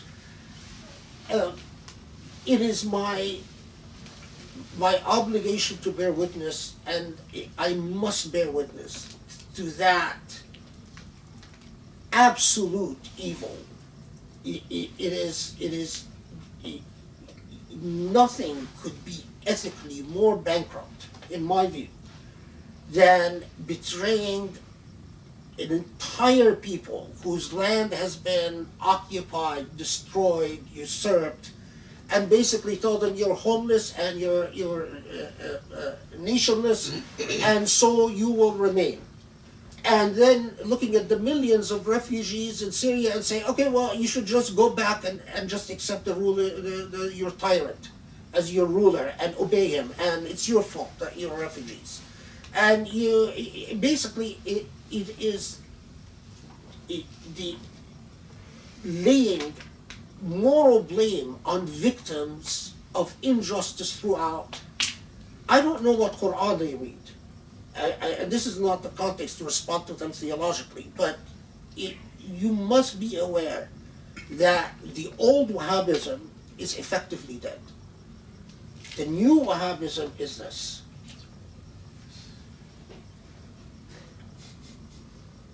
Yeah. As if it wasn't bad enough. Yeah. I mean, it wouldn't even.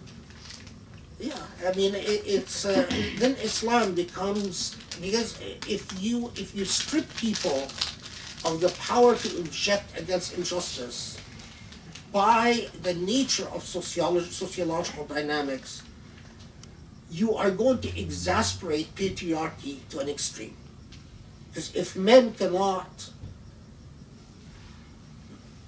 assert empowerment within private spaces, who do they think they're going to exercise power over?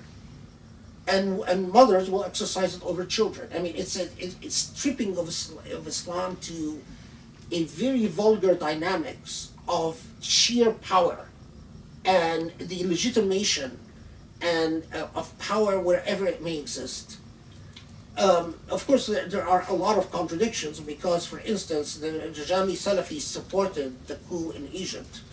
So why wasn't Morsi the ruler that should be obeyed and Sisi is the ruler that should be obeyed? Why is it okay to rebel against the government in Iran? Well, they say they're Shia, so they're all no obedience. Why should you have not obeyed the rulers of ISIS? Because they say it's okay to rebel against the rulers of ISIS, but it's not okay to rebel against Assad or the rulers of the Emirat, or so they don't make sense. I'm not trying to make them sound like they make sense, but remarkably, that's the type of Islam that is being funded now, and that's where the resources are being poured. So women watch out, men watch out, minorities, everyone that has a sense of humanity and decency.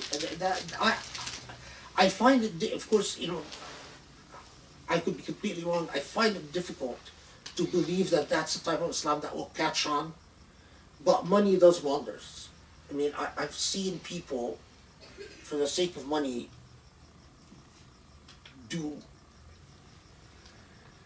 lie to themselves in amazing ways. There are some shuyukh in Egypt that I know who transformed suddenly to completely Jami Salafis, who I thought would not. So,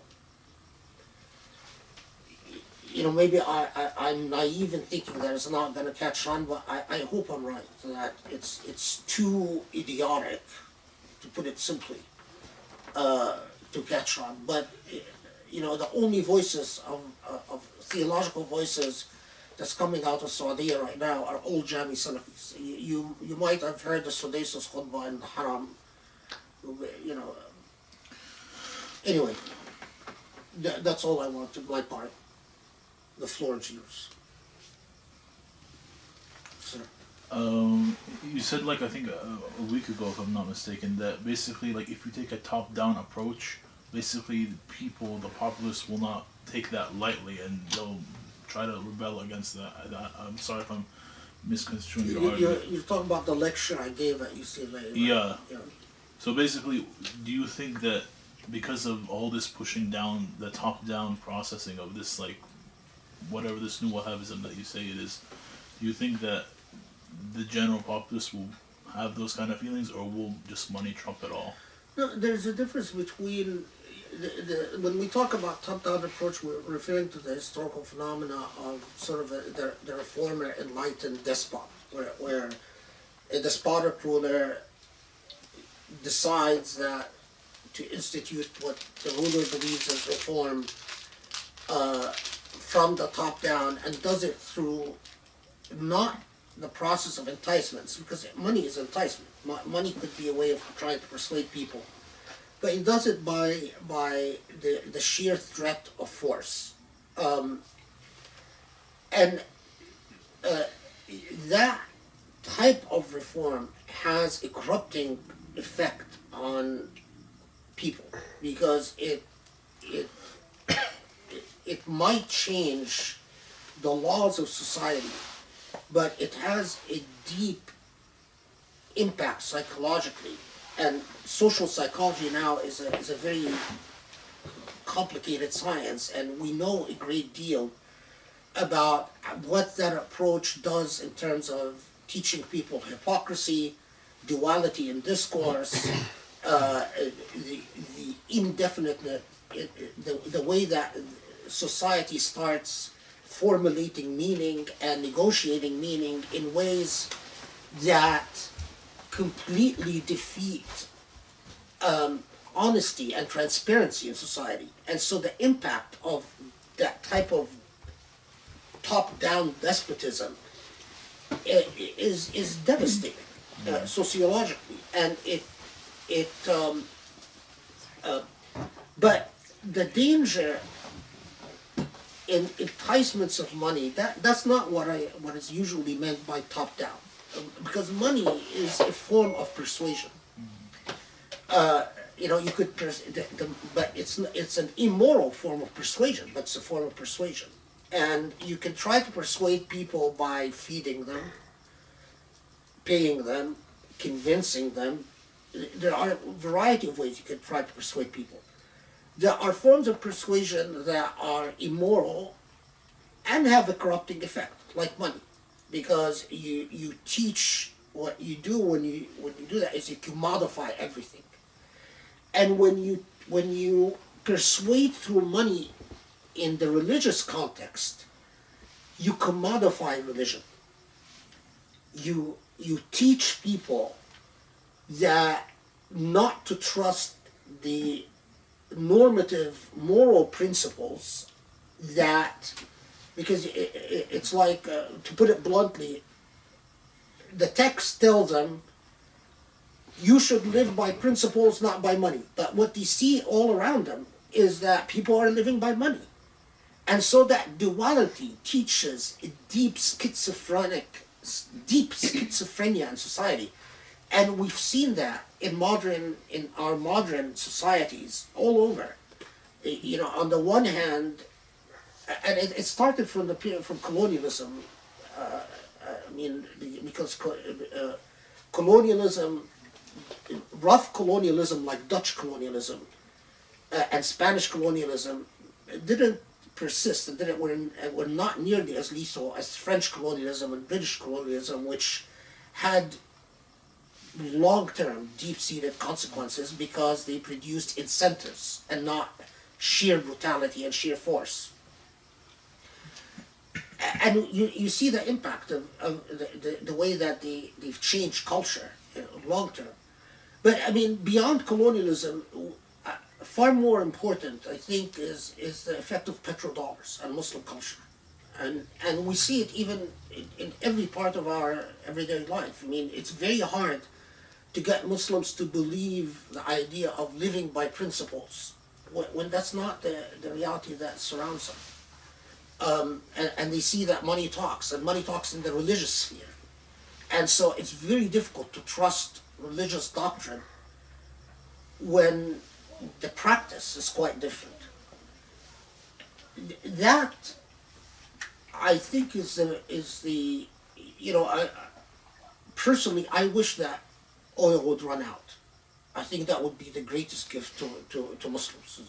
That just oil would run out, and of course, I would be happy if we go back to horses and donkeys and stop driving cars, and but I don't think I will be alive to see that. Maybe our grandchildren will get to enjoy that. They don't create an alternative. They don't turn water into fuel or something like that, which apparently they already did, but it was anyway.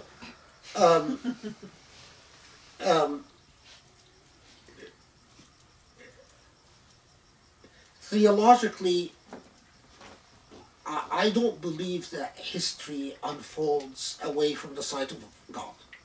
And I believe that everything that takes place in history, there are tests to human beings, individuals, and there are tests to nations.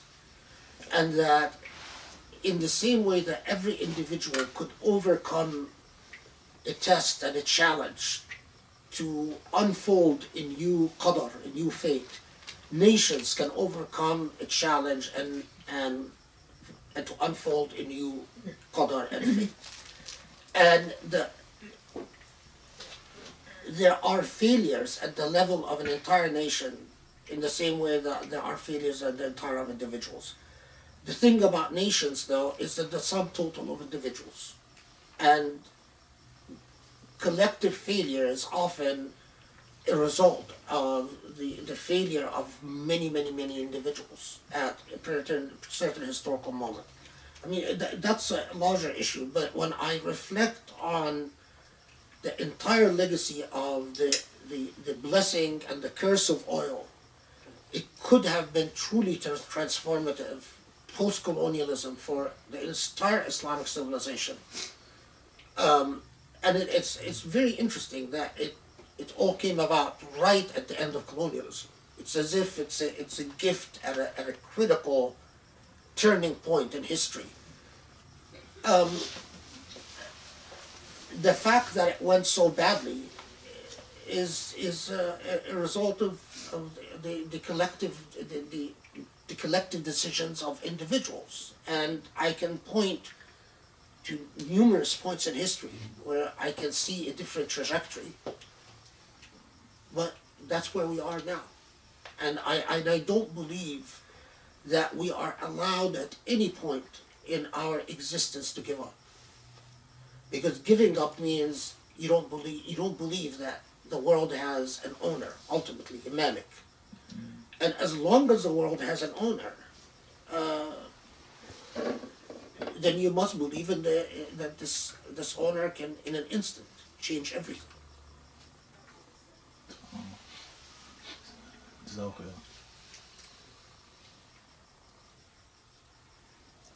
Any questions about the Takathur?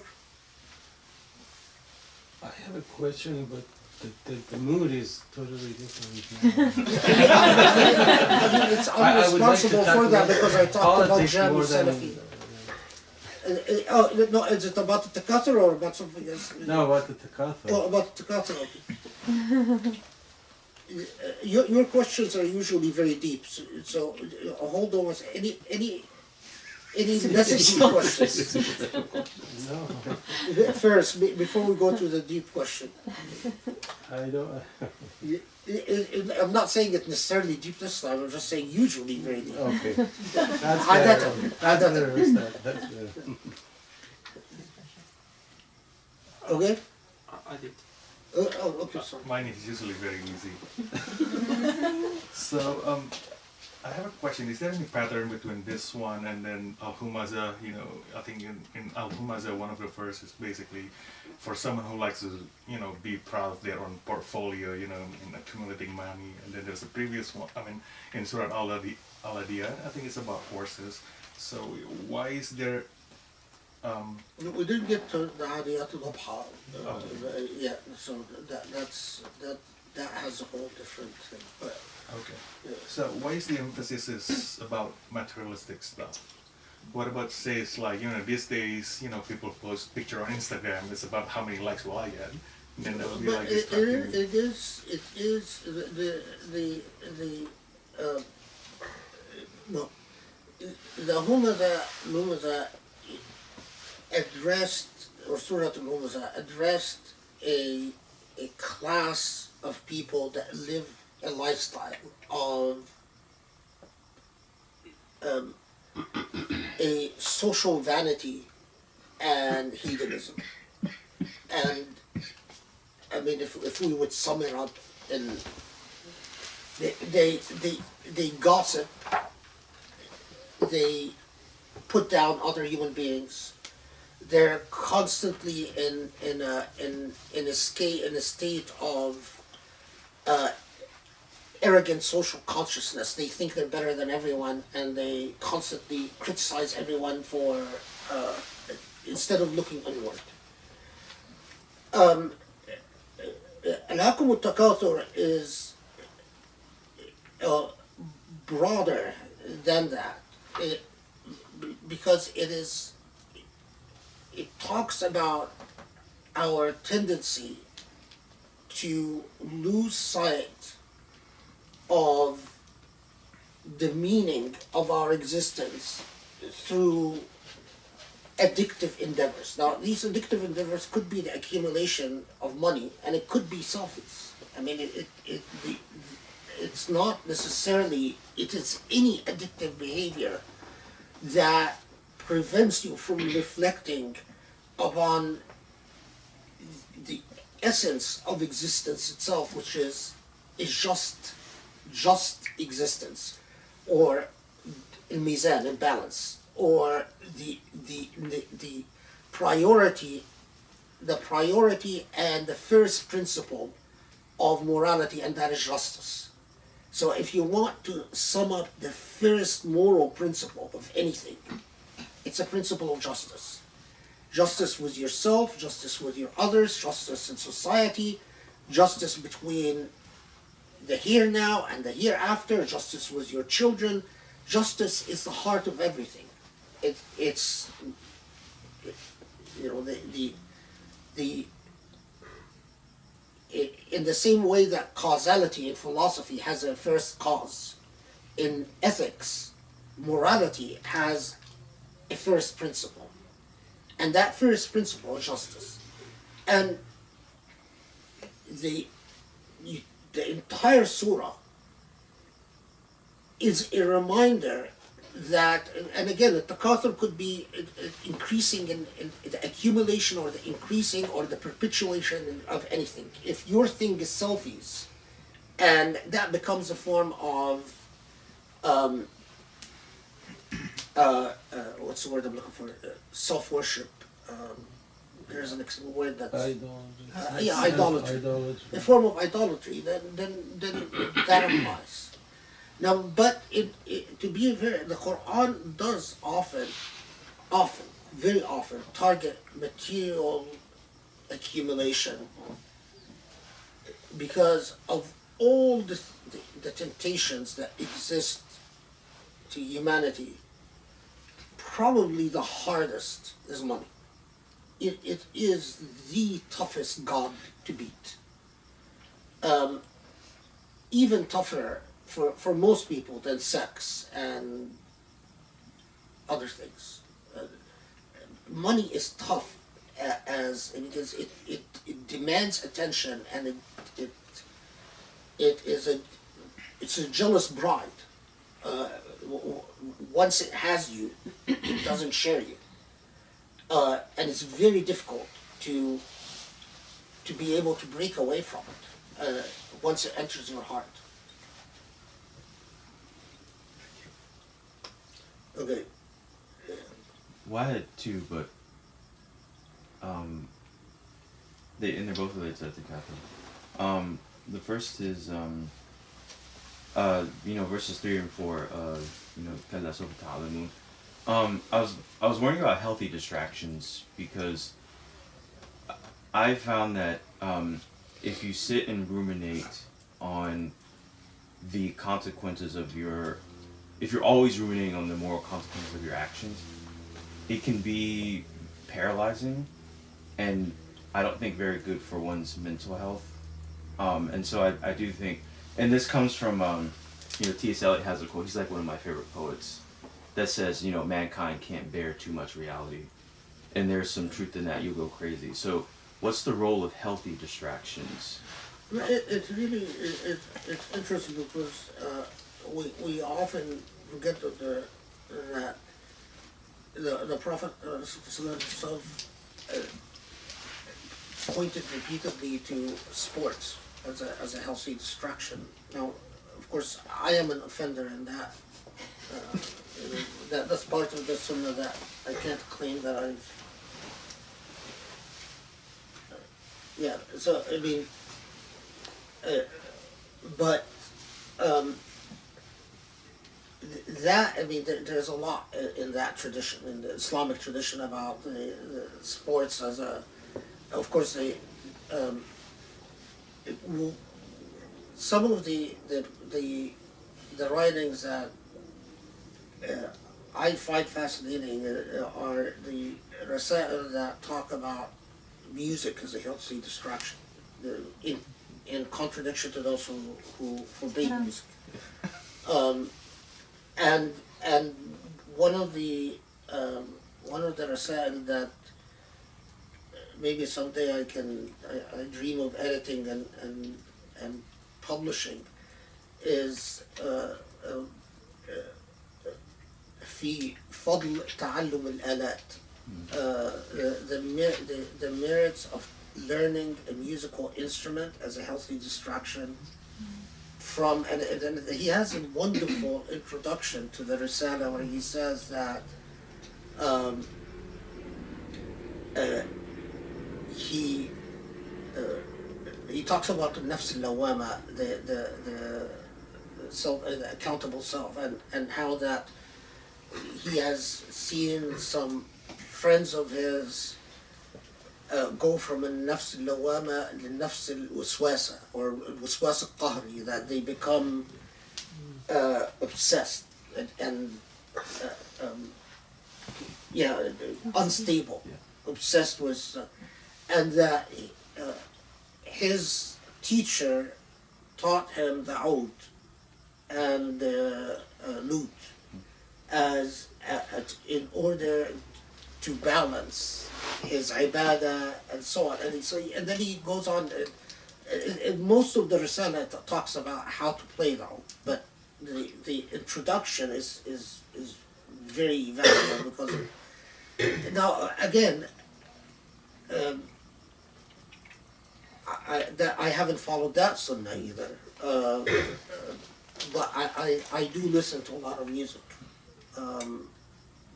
So I mean, it is. Of course, if God has created you with the psychology of an Ibn Arabi, which is quite rare, then that is.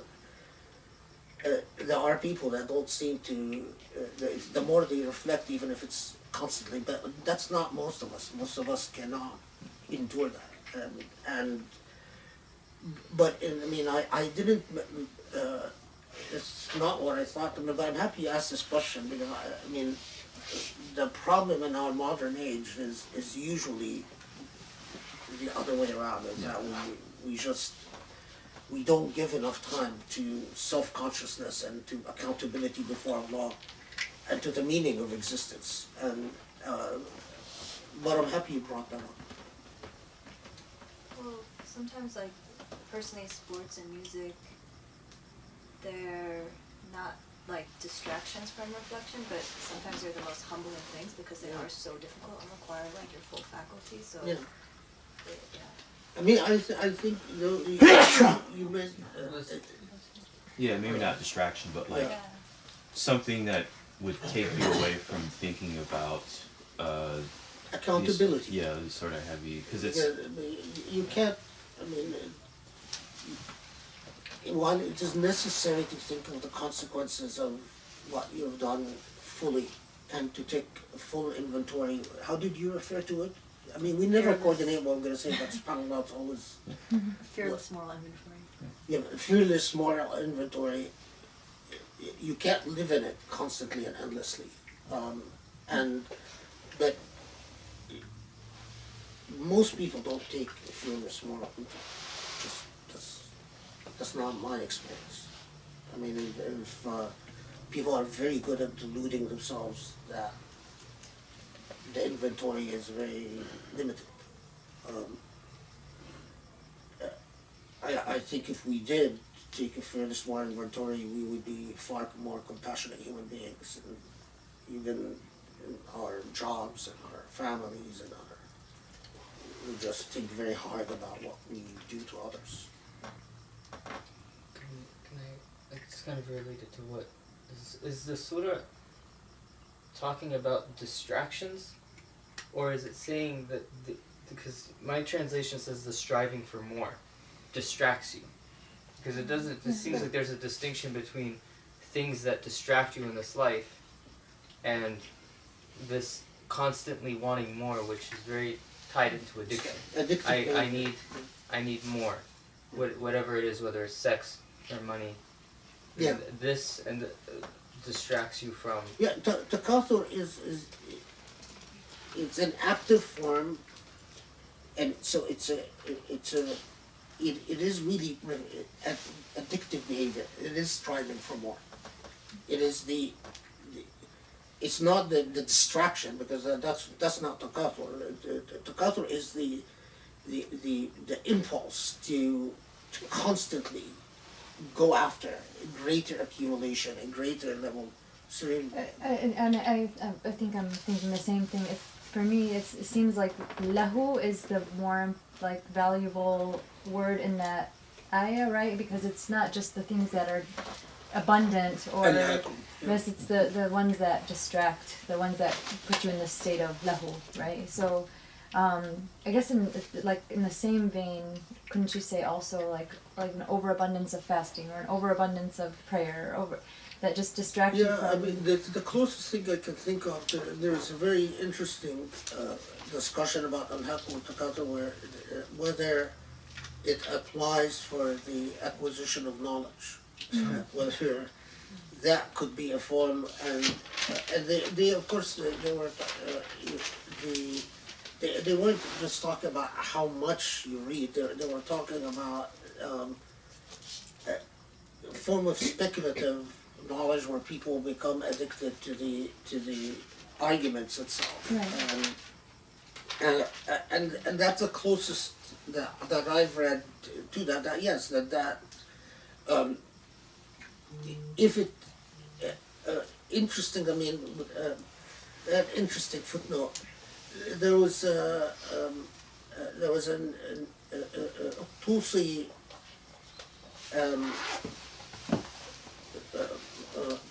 Nasruddin Tusi, who was a brilliant man, but as a scholar he has the infamy of during the sack of Baghdad or after the sack of Baghdad,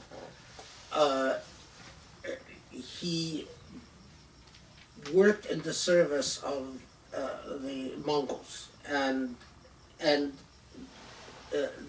I read this really interesting passage about how could someone of the intelligence and the acumen of Tusi accept working for a tyrant and a despot and a homicidal maniac like the Khans that he worked under. And it struck me that I can't remember the name of the book that now that I read this in, but anyway, that he mentioned that this is a man who has become addicted to the pursuit of knowledge in the abstract, that he lost his sense of accountability. So even moral pursuits like seeking knowledge, can make you. What is critical is being conscious of your accountability and the accountability of your actions. And so if you live in the service of a tyrant, that's going to have consequences. And if you're conscious of these consequences, it would be far more difficult to do it. But as we see every day, we human beings are very good at deluding ourselves that what's bad is actually good. And I don't know that there's a solution to that. I think it's just we as human beings are what we are. But what we're promised is that we will see things for the truth of what they are. So there's ultimately a point of accountability in which the veil is lifted. And that's a matter of aqeedah. Okay, I don't want to discriminate against you. No, you can if you think you want. No, it's fine. Go ahead and ask it. I mean, the last point that you made, we all should go to the whole argument in fiqh about Amalan Sultan al-Jair, if it is permitted to work for an unjust ruler or not, and what the benefits are and so forth, which takes us to another whole argument. Debate. Yeah. But I completely agree, and I join you and submit to your opinion that this surah is all about the relationship between knowledge and accountability. And what I feel about this surah is it puts a hierarchy of knowledge. It depicts a hierarchy of knowledge. That's why when you said talking about Ainul Yaqeen, Haqqul Yaqeen, and Ilmul Yaqeen takes a specific halaqah, who would be interested? I said yes. I raised my hand. I would be thrilled to sit in that halaqah. That's such a long conversation because, as you know, that what I mean, they go from this enters into the entire debate on epistemology and the nature of truth and the nature of knowledge. And Exactly. we go through then. We go through Ibn Sina and end up with Sahrawardi and Ilm al-Hissi, Ilm al-Iqtisadi, and so forth. And I think this surah talks to that. To that hierarchy and differentiation between the levels of knowledge. And I see, I mean, Ilm al-Yaqeen, of course, the roots of Ilm are alamat, the first indications, that first generations, let's say, put on the roads for them not to get lost when they wanted to come back. That's where probably the root of the word Ilm and Alama is. And then, so there is a level of sensual, obtaining knowledge through your senses. Sensory knowledge, I think that's where Ilm al-Yaqeen. I mean, the repetition of Kalla Sawfa Ta'lamun, Summa Kalla Sawfa Ta'lamun. There's a difference between the first and the second, and I think there is that when you obtain Ilm al-Yaqeen, the things that you obtain, the knowledge that you obtain through your senses, I think that's where we can put it. Then you have another level of knowledge. That's where you see al-Jahim, which may not necessarily be Jahannam, right? But whatever you see can be an indicator. You use the word indicators in your interpretation. You may see indicators of what the real hell is, Jahannam is. The reality of hell. The reality of hell. And then again, ثُمَّ لَتَرَوْنَّهَا عَيْنَ الْيَقِينِ. So then you can. And you can see by your eyes. I mean okay, yeah, go on. And there is another summa. That's where you're being That's asked okay. and you will be held accountable. So I think God gives human being several chances to obtain the knowledge that he needs to learn about the evilness of all the evils that he does in order to purify himself or correct himself.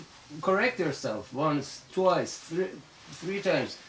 Get some sense about what you're doing. Of course, you mentioned about the impacts that our evils have on other people's lives. Not just their physical lives, the generations after what we have done to the one that we... Yeah. I think this talks about the levels of knowledge and certitude.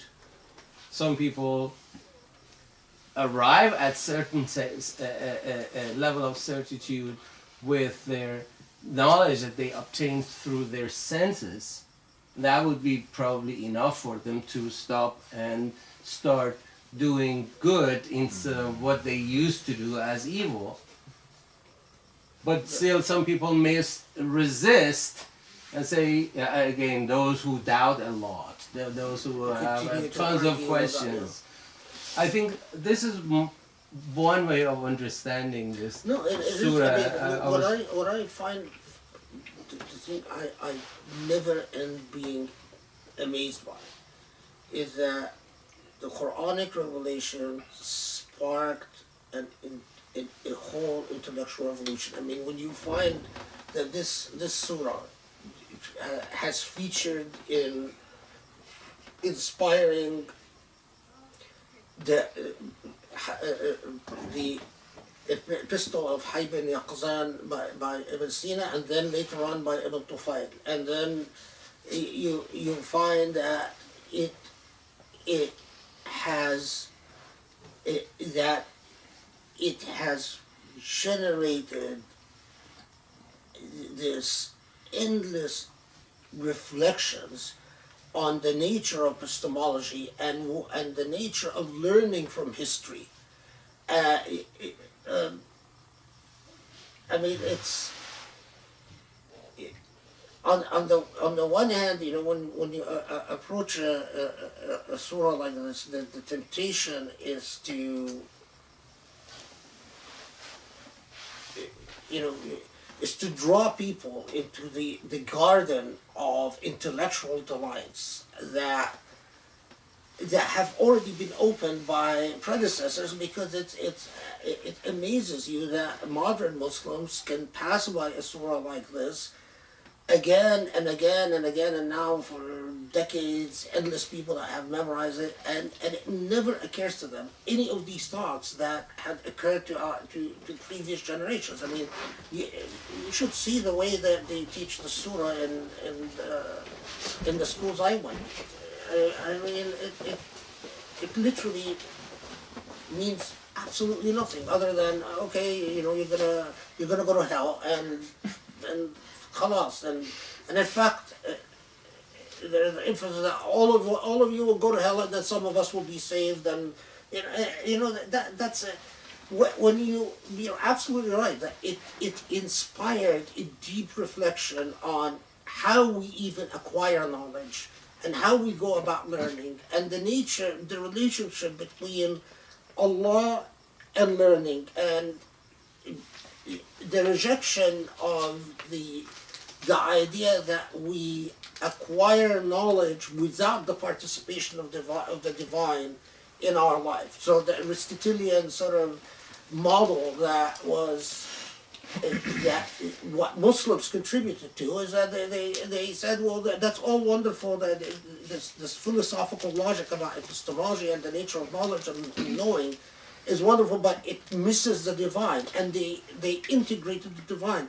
So we didn't even. I thought it was interesting that when Grace spoke, she mentioned the hadith, whoever knows himself knows his God, because you read the way Ibn Arabi tied the surah into the three gradations, and how do you go from knowing the self to haqq al-yaqeen, and it's amazing, that it's an amazing tradition, and it's tradition that you wish you can open a school to impart to generations of Muslims, because the idea that you have generations of Muslims that know nothing about this tradition, I mean, you know about it because you've spent all these years reading about it, and it's been a dedicated pursuit, but we should be teaching it to our children as part of their intellectual tradition, as part of their, here are what the different theories of knowledge and that Muslims have said.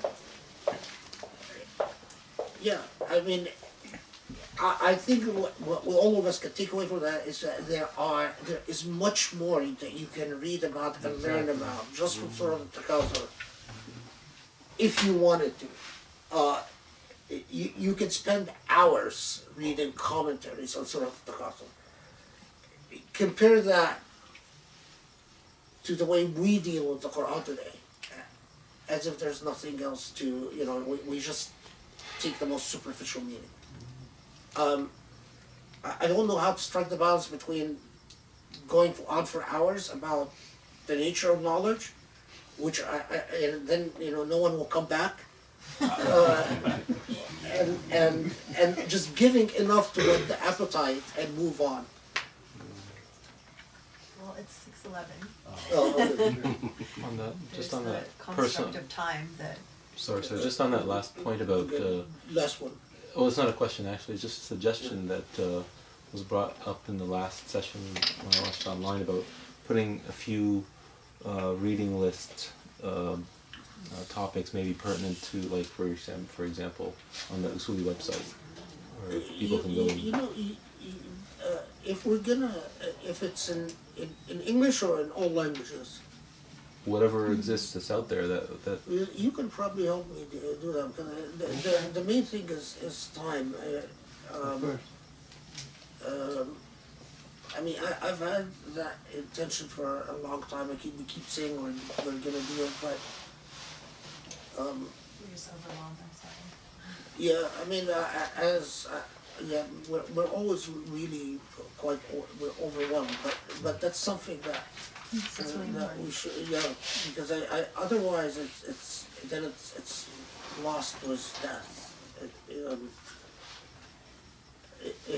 It takes an enormous. You're in charge of bugging me?